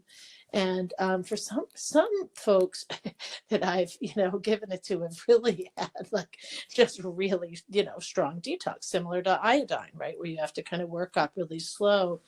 And I was wondering if you have, or anyone has had an experience using Shilajit and any hyper stimulation or lower stimulation. Of course, mineral deficiency, quite purposeful, to keep us all in the ADHD state. I mean, they can't even find minerals in our food anymore unless you grow your own. Our ability to hold a charge, like you noted with Jack. Correct. Which I love Jack, by the way. He's amazing. Who is that? Jack Cruz. Yes, right. Yeah, I mean, he is like my mitochondrial guru, right? I mean, he was the first one to really bring this to, why am I considering moving to El Salvador, right? It was not just decentralized medicine, but mitochondrial medicine and light therapy and exactly. So this is what I see as the future of kind of what I want to do is not only get the right lights in place, right, for kids or people who are addicted or anything, is have a center with the right lights, intros some minerals and some breath work, and then, hit them with some plant medicine, right? Right. Well, that's one of the good things, like the incandescent light bulbs coming back. Yeah, I heard that. Hey, listen, I'm not upset I voted Trump, but I was under no illusion that he was going to, let's quote unquote, fix things, and could also be part of the destroyer. I mean, he's a real Kali character, so it's it's not even him, right? Again, I think most of these people are possessed by the thing is whatever it is. So my perspective on him is I thought he might be Rodney Dangerfield in Caddyshack, where he's not part of the crowd, right? Yeah, no, he's definitely part of the crowd. Yeah. But I have suspicions that he's the Joker. He's the UN puppet. He's just the one. And so I don't think he's smart enough. I mean, I've always known he wasn't smart enough because his ego is running things. So you can't be right. Yeah, you can't be and intelligent. I knew that, and I voted anyway. But listen, incandescents are bad. make America Well, better-ish. yeah, drill baby. Bring in the That's where Right. Bring in the yeah, that's where we're at incandescent right now. Drill baby, drill. Like we allow us to all have a know ready the deal. Sorry, Jig. Yeah, talk about paradox. I mean, this is the true paradox, and this is why you say embrace paradox. I do. A lot of people are angry that I sent out those Valentines. Well, I mean, so I'm a former Marine. I've never voted in a federal election because Right. I learned about the Electoral College as a sophomore in high school. Right. And I've known something is wrong with the legal system, or off anyway. It works Right. perfectly as it's designed. I think that he is actually highly intelligent. Yeah. Aaron has I think his son has like 160, 170 IQ, something like that. Well, I voted on him based on the book The Last President and a Dream. So you know where I'm going with things. Yeah. This is prophecy fulfilling itself without me intervening, so to speak, ish. You know, I don't really know. And at the same time, though, like, just look at, the creature by its actions, right? So he might be super intelligent. The thing that is about that with him, like, we've seen him change up midstream, be appealing to one kind of audience, dumbing himself down. And then once he gets behind closed doors and he's in a negotiation room, you're like, wow, I would want this guy negotiating for me, right? Because he does have a certain, he does have a certain bravado and psychotic, right? This is my life. Yeah, and he's got a certain bravado to him, and he does know how to. He is kind of old school in this, and at the same time, like everything else with this system, it might appear like it's one thing. Watch out, though, because the nationalist will be used and leveraged to bring in a one world type of government if they can get it. That's right. If they can get it going, that is where it's all heading. They will use they'll use the opposite. They'll use somebody who's claiming to be America first, to be, let's say, Israel first, or one world government first, or etc. Right? And it's always the inverse. Just look at the inverse. Whatever the big culture says to us, consider the inverse of it as the truth. And the thing that it's saying is the lie. You just have to look past what the media is saying. See, so the reason why I thought he might be a white hat or Rodney Dangerfield, because there were talks about the Republic and restoring the Republic. He has signed an executive order in his first term reestablishing the Republic. David Straight talks about that in one of his videos. But there's, if you look deeper, you see, first of all, Elon, and his name is El Elyon, right? And That's right. And his mom is a high ranking. She's a witch. And then Elon's son's name is X AE, which is pronounced Ash, right? AE as in Ea, like, and then the A Roman numeral 12, Archangel 12. So his son's name is X Ash Archangel 12. Okay, so I don't trust him at all. Yeah, and then I don't trust any of them. Right, and then you look at Trump, and he was given the crown, the crown of Jerusalem. I don't know if that's the right for the moving the embassy during the Abraham Accords. I don't know if it's called the crown of Jerusalem, but the Israelis gave him their crown. They crowned him their prince, and then they gave him the menorah. Brother, wait, can you drop the link? Because I've been, this is something that from 2012, before Trump was even running for office, this is something that was clear in the visions, is putting him on a throne in Jerusalem, essentially, as the head of the one world government, or whatever it is that they're ushering in. And maybe not even him, maybe like an AI version of him or something, so that he can, be in Mar-a-Lago at the same time. He even said during the election, he's like, when he was catching all the shit and everything, and Kamala was making she first came in, and then the numbers got all skewed by the pollsters, right? He was like, Well, there's an article, I even screenshotted it, and it's like he's saying, I could go to Israel and I got 99% approval in Israel. I'll just go to Israel and do this, basically. Right. And it's right, so this is in the public eye. This is in the public publications. And another thing It that's has to be. interesting, the other thing, the other ark, quote unquote replica of the Ark of the Covenant at Mar-a-Lago. Yeah. And it was there prior to the raid. It disappeared after the raid. It wasn't on display anymore after the raid, and then it appeared, and then it showed up in Israel. Like it, so it's kind of all right there if you're digging below the It's surface. biblical. And then you've got Elon, who's got you follow the X's. You just follow the X's, and the X is the Tav, right, which is the last letter of the alphabet of the Hebrew alphabet. So the X is actually the Tav, and he also is part of the Omega project, right? And the Omega. When you say the X is the top, are you talking about because it's right to left? The Tav. The Tav. TAV. The last. I'll have to get a sticky foots there, wife. The last letter in the Hebrew alphabet, the Tav.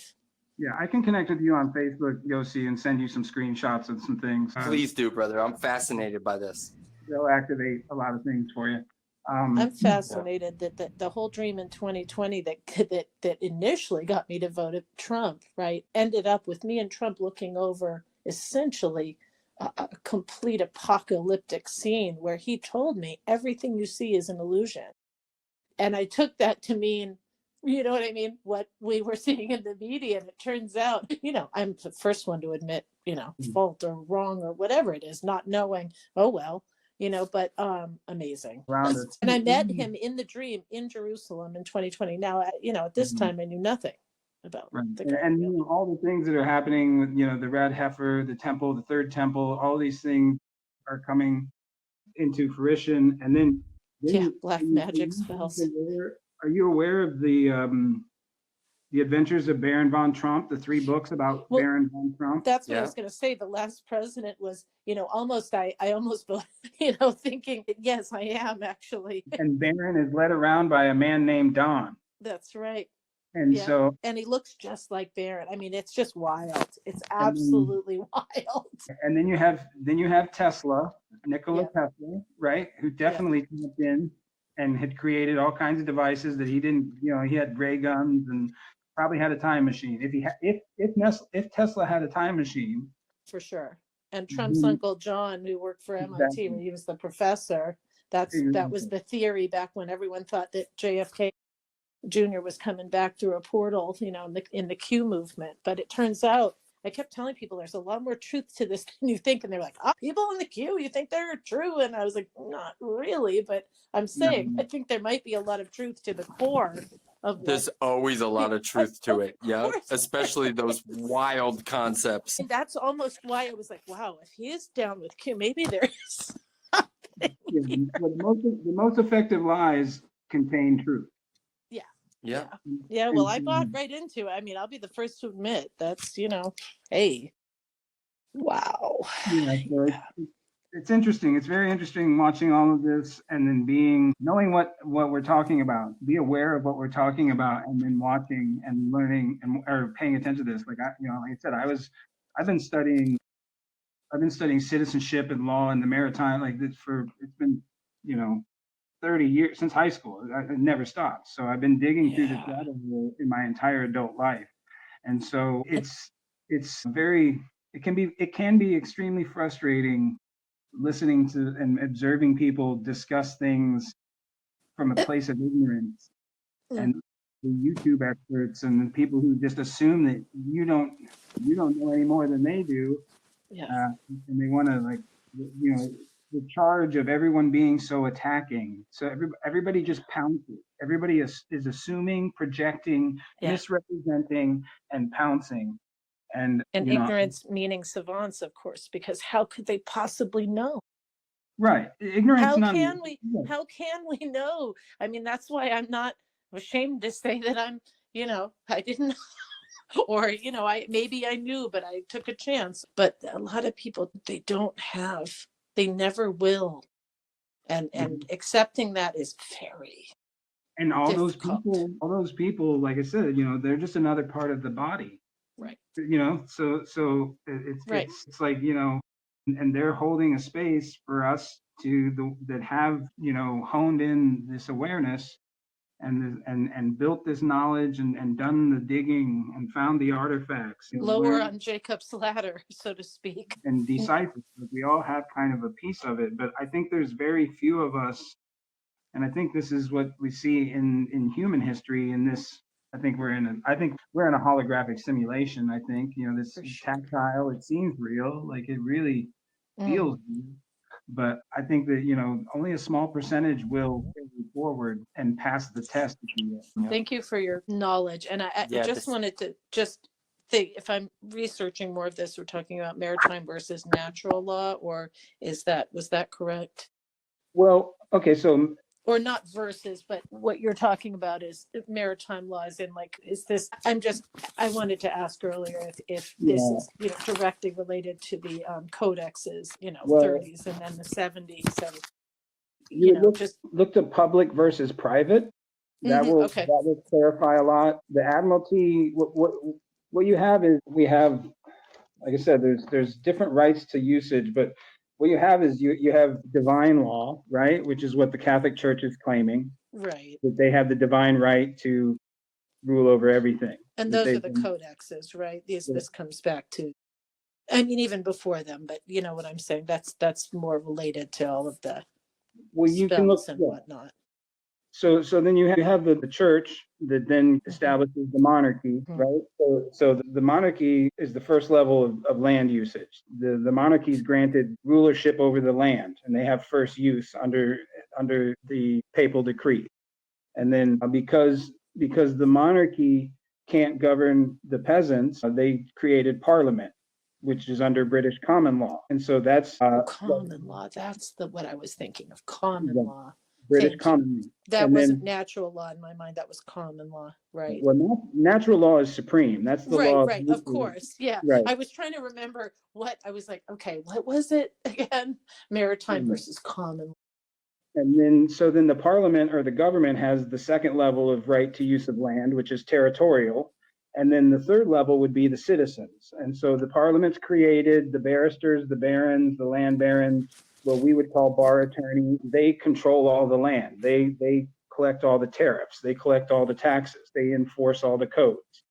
And then the third right to use is the citizen or the peasant, which would be the sharecropper in feudalism. You get to use the land, you get to farm the land, but we're going to take a percentage because it's our land and we're allowing you to use it. So you owe us a tithing for using it. And that's the equitable rights to use of land. And that's the third level. How is that? Can I just interject? My earlier question was, could you please, is this related directly to the 20th Amendment in the Constitution? No. This is all before This is all before the Constitution. One of the keys about so the Constitution is a rewrite of the Magna Carta, which was never valid. And the Magna Carta is embedded in the Constitution. Yes. Directly.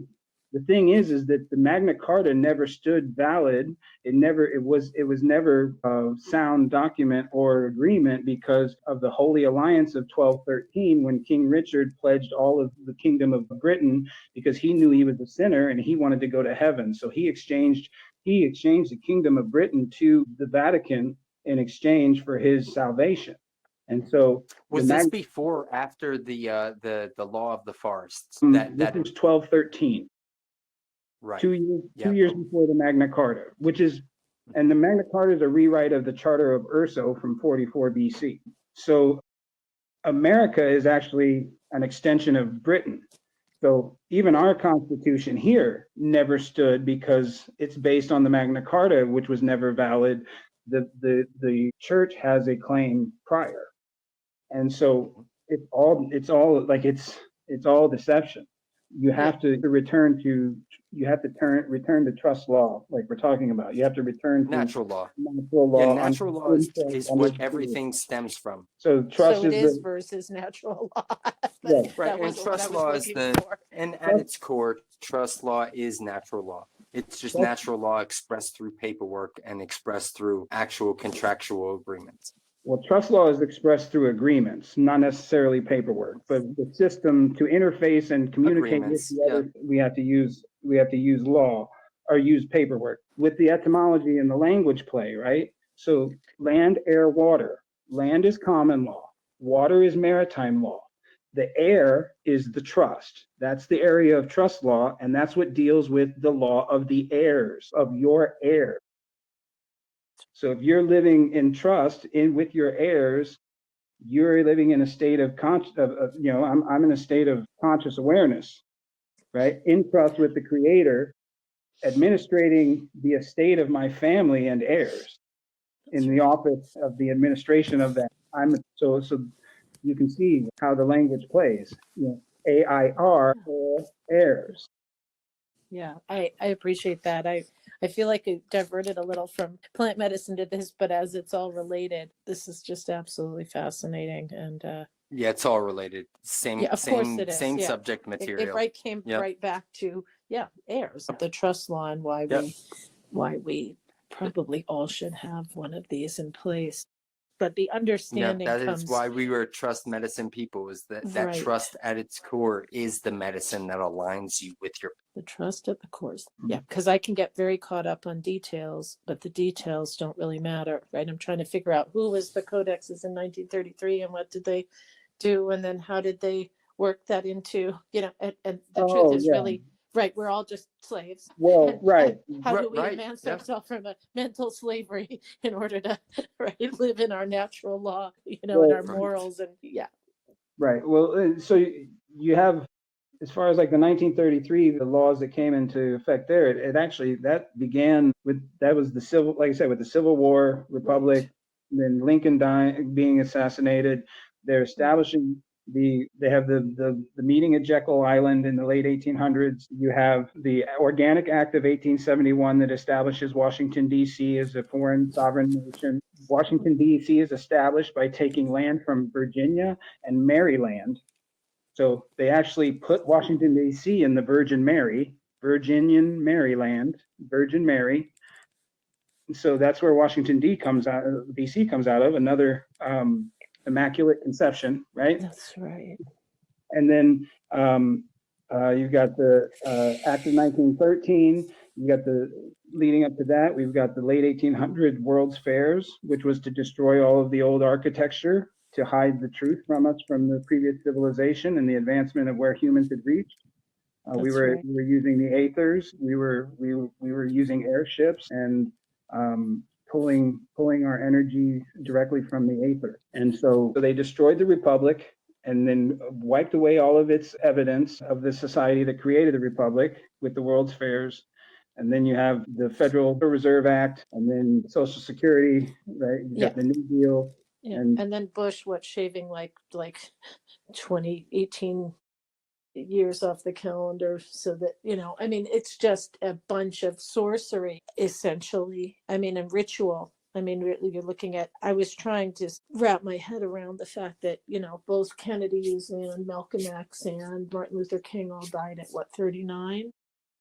Yeah. And then no one can Lincoln connect any of that, right? Yeah. No one that I spoke to can connect any of that. It's all just like, this is beyond belief. Right. Yeah, which is why, again, people don't. You got the correlation between Kennedy's assassination and Lincoln's assassination. Lincoln was killed in Ford Theater. Kennedy was killed in a Ford. And there's a lot of correlations between those two events. But and then, the Social Security system, democracy is a form of communism. People think that democracy is not, but it's the democracy is communistic towards private property. It says the state owns everything. That's why we pay licensing fees and registrations. And then Social Security system. It's socialist security system. Your soul shall do what we say because we have securitized it. So can I just ask a question? In one of your talks, Yossi, if I'm not mistaken, I can just don't remember, you were saying there is a separation of church or state or not? Because my understanding is there's not. They're one and the Uh, same.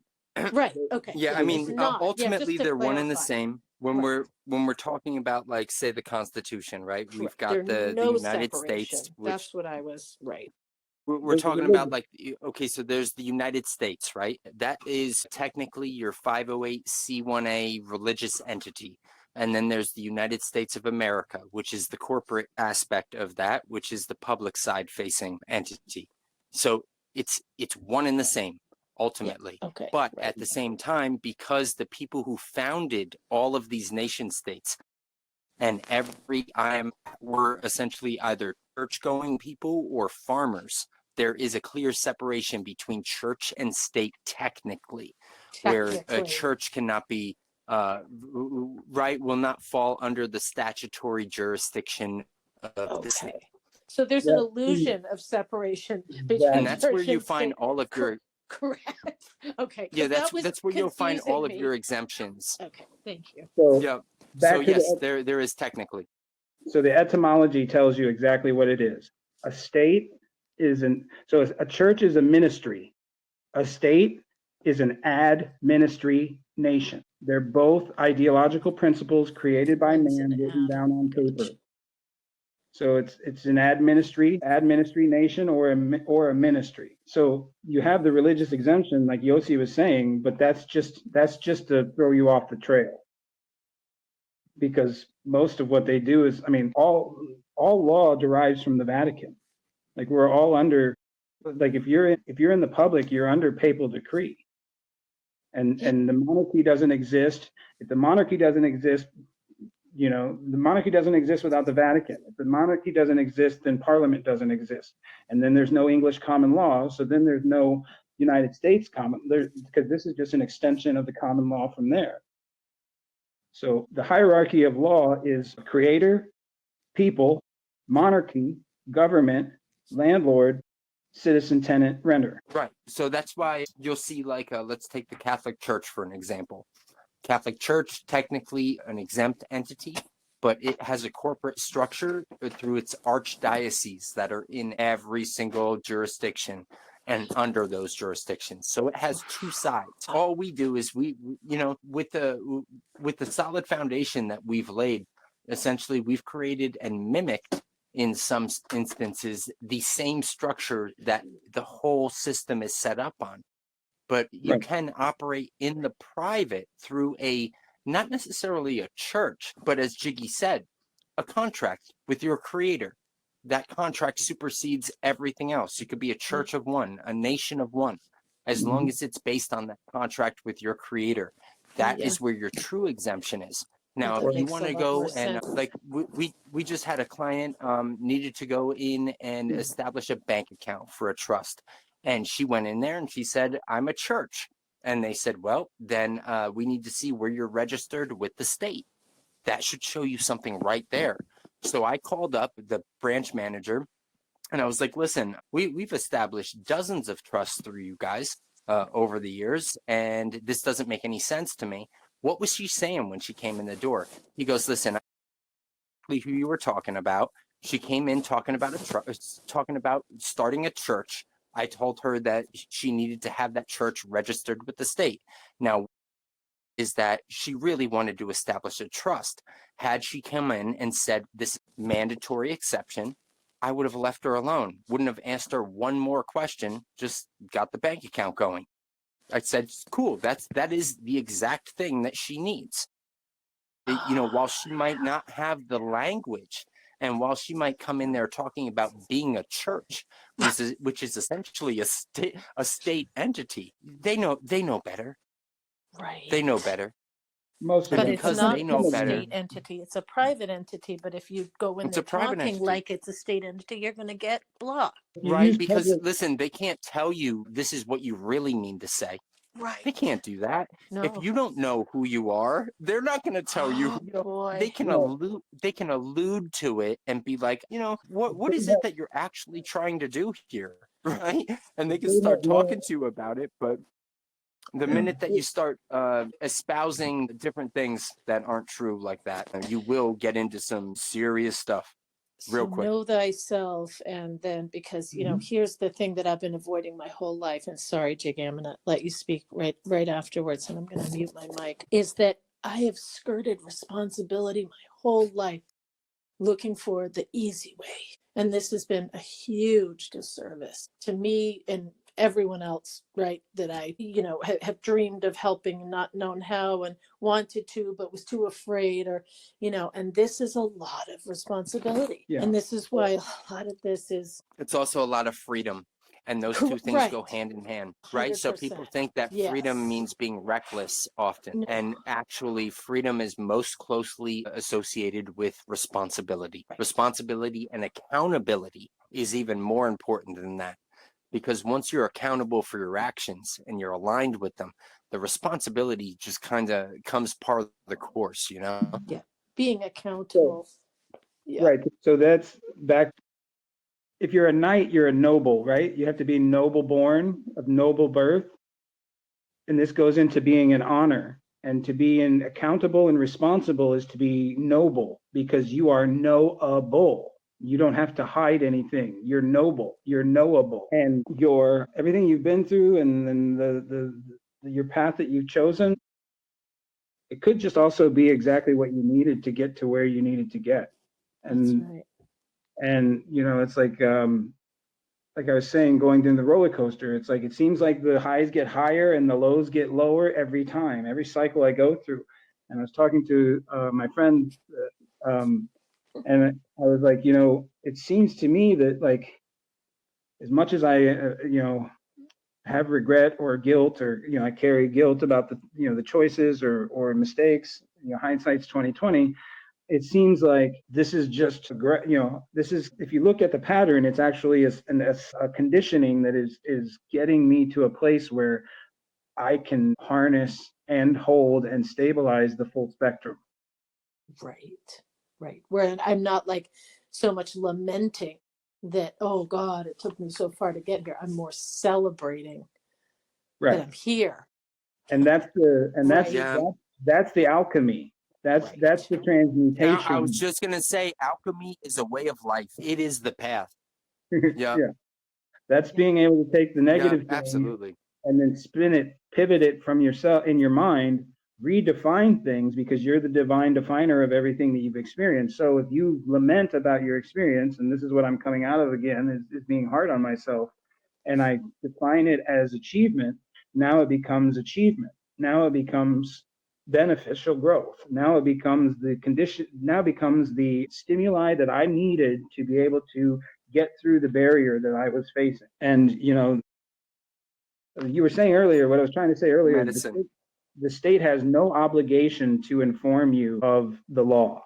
Ignorance of the law is no defense. One of their maxims is caveat emptor. That translates to buyer beware. Let he who will be deceived be deceived. They are allowed to lie. They are allowed to deceive. It's in the rules. So they have no obligation to inform you of who you are. They expect you to be managing your estate in the way that you decide, that you choose. Yes, right. Yeah, that's part of it. So they have no obligation to inform you of who you are or who they are. And nobody knows anything. Not nobody. Some are unaware, let's just say.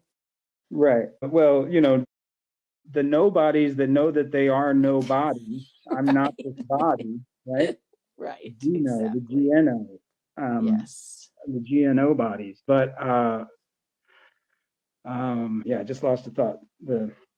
There's so much thought. Oh, the Constitution, the Magna Carta, these are charters. Okay. And the charter is what you form your trust with. We call it a contract or an agreement, but it's a charter. It's a trust charter. And that is what outlines the parameters of your organization, of that entity. So you're basically writing your own constitution when you form your trust. And your constitution is what? Constitution is what you're made of. If it's the body. Right.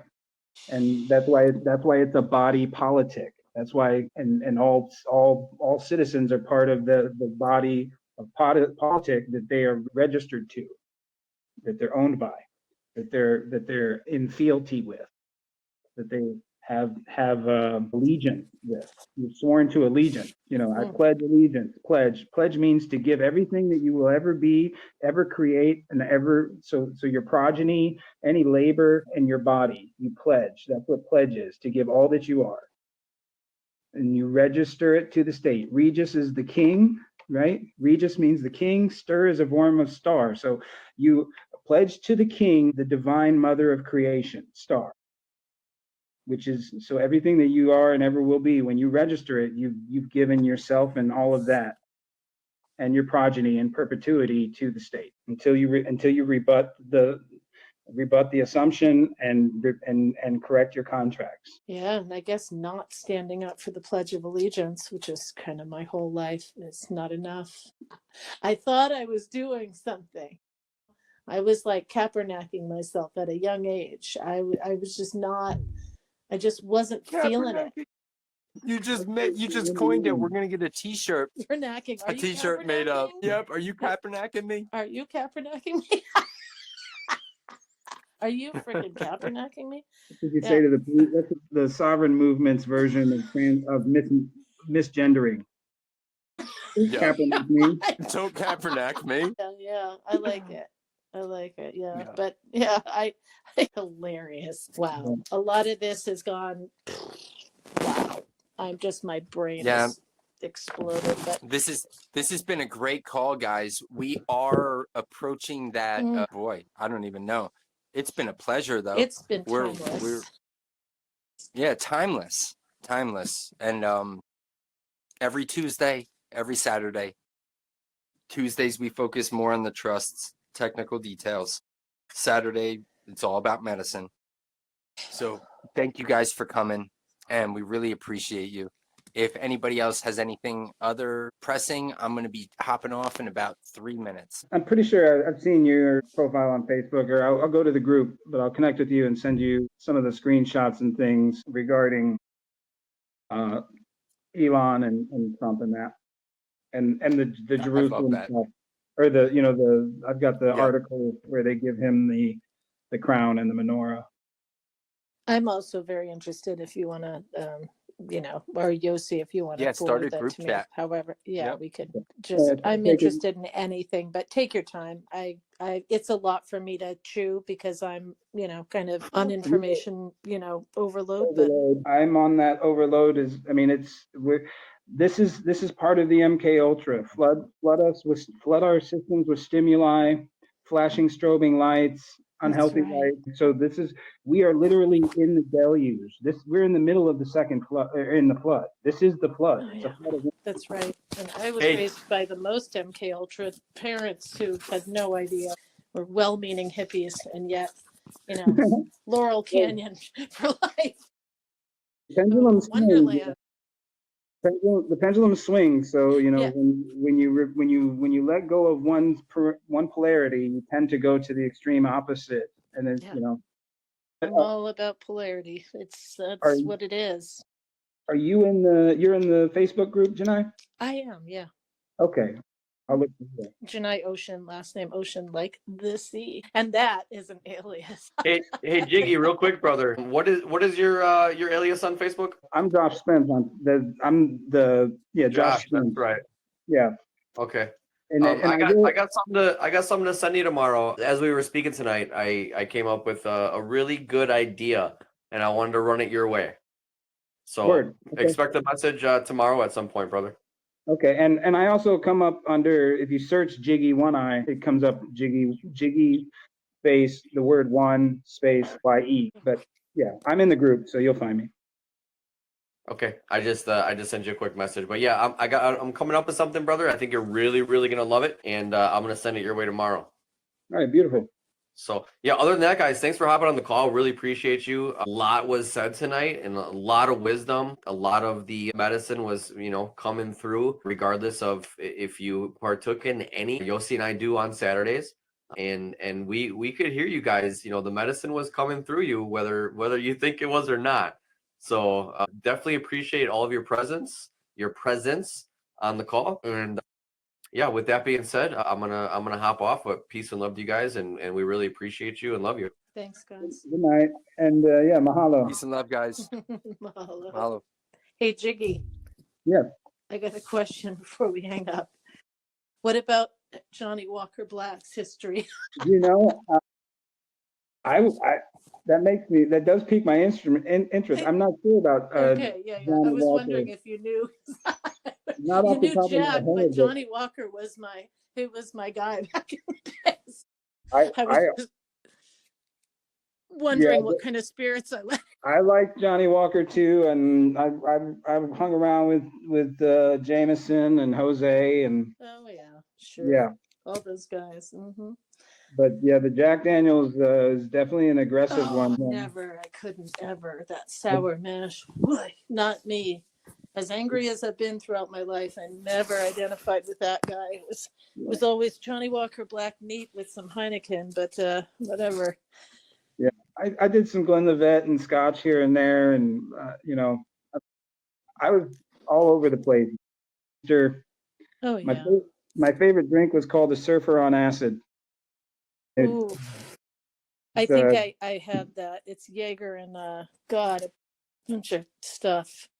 Jaeger, Goldschlager, and pineapple juice. Yeah, I was gonna say it. It definitely made me puke at the Red Hot Chili Peppers Blood Sugar Sex Magic concert. Oh, at least it wasn't red. Like yeah, you get really messed up and you start vomiting red. You're like, oh, that's a problem. Depending on your headspace, that can be a little challenging. Yeah. Yeah, my headspace was, wow, don't go in the mosh pit again. Definitely not. And isn't it funny how they're just telling you, like, blood, sugar, sex magic.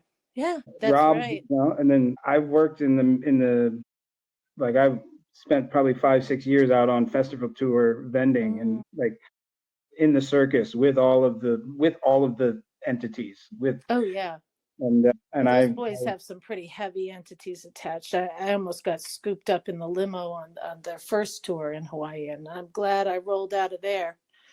Yeah, don't get on the bus. No, I did not get on. Something just grabbed me and threw my body out because, especially the red buses. What are they? The yellow deli people.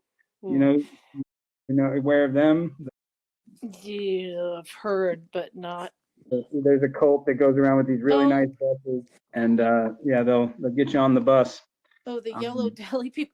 Okay, yeah. No, I grew up with cults enough to know. I mean, that's must have been my, guiding spirit throwing me out of the limo because, I grew up around a lot of cults in Hawaii, and I worked for the Source cult for a little while at the health food store, and it's a lot of cults. Yeah, well, I try not to. The etymology of that word is a culture. Yeah. It's a living thing. So a cult isn't necessarily bad. It's just a way of living. That's right. The cult of personality, right? It's like where are we? Living, Is it the occult? Is it the cult? That song basically, that's a great metaphor for living as the legal name. You're living as a cult. You're a cult of the personality that was created for you, and you adopt it. Yeah. So it's but it's more than just a popular song, when you think about it. Oh, it's so wild, and there's some beautiful artists out there, but like very few are able to go into those spaces, and it's only a certain percentage and live. And even perform. If they're on these big stages and these festivals, like like I've seen Rob Zombie and a couple times, and I've watched like John 5 goes into a solo and he's doing like these solfeggio scales, and there's 3 boxes and there's pentagrams spinning on the boxes. There's a red pentagram in the back. I watched the energy, like I'm on medicine, I'm dosed,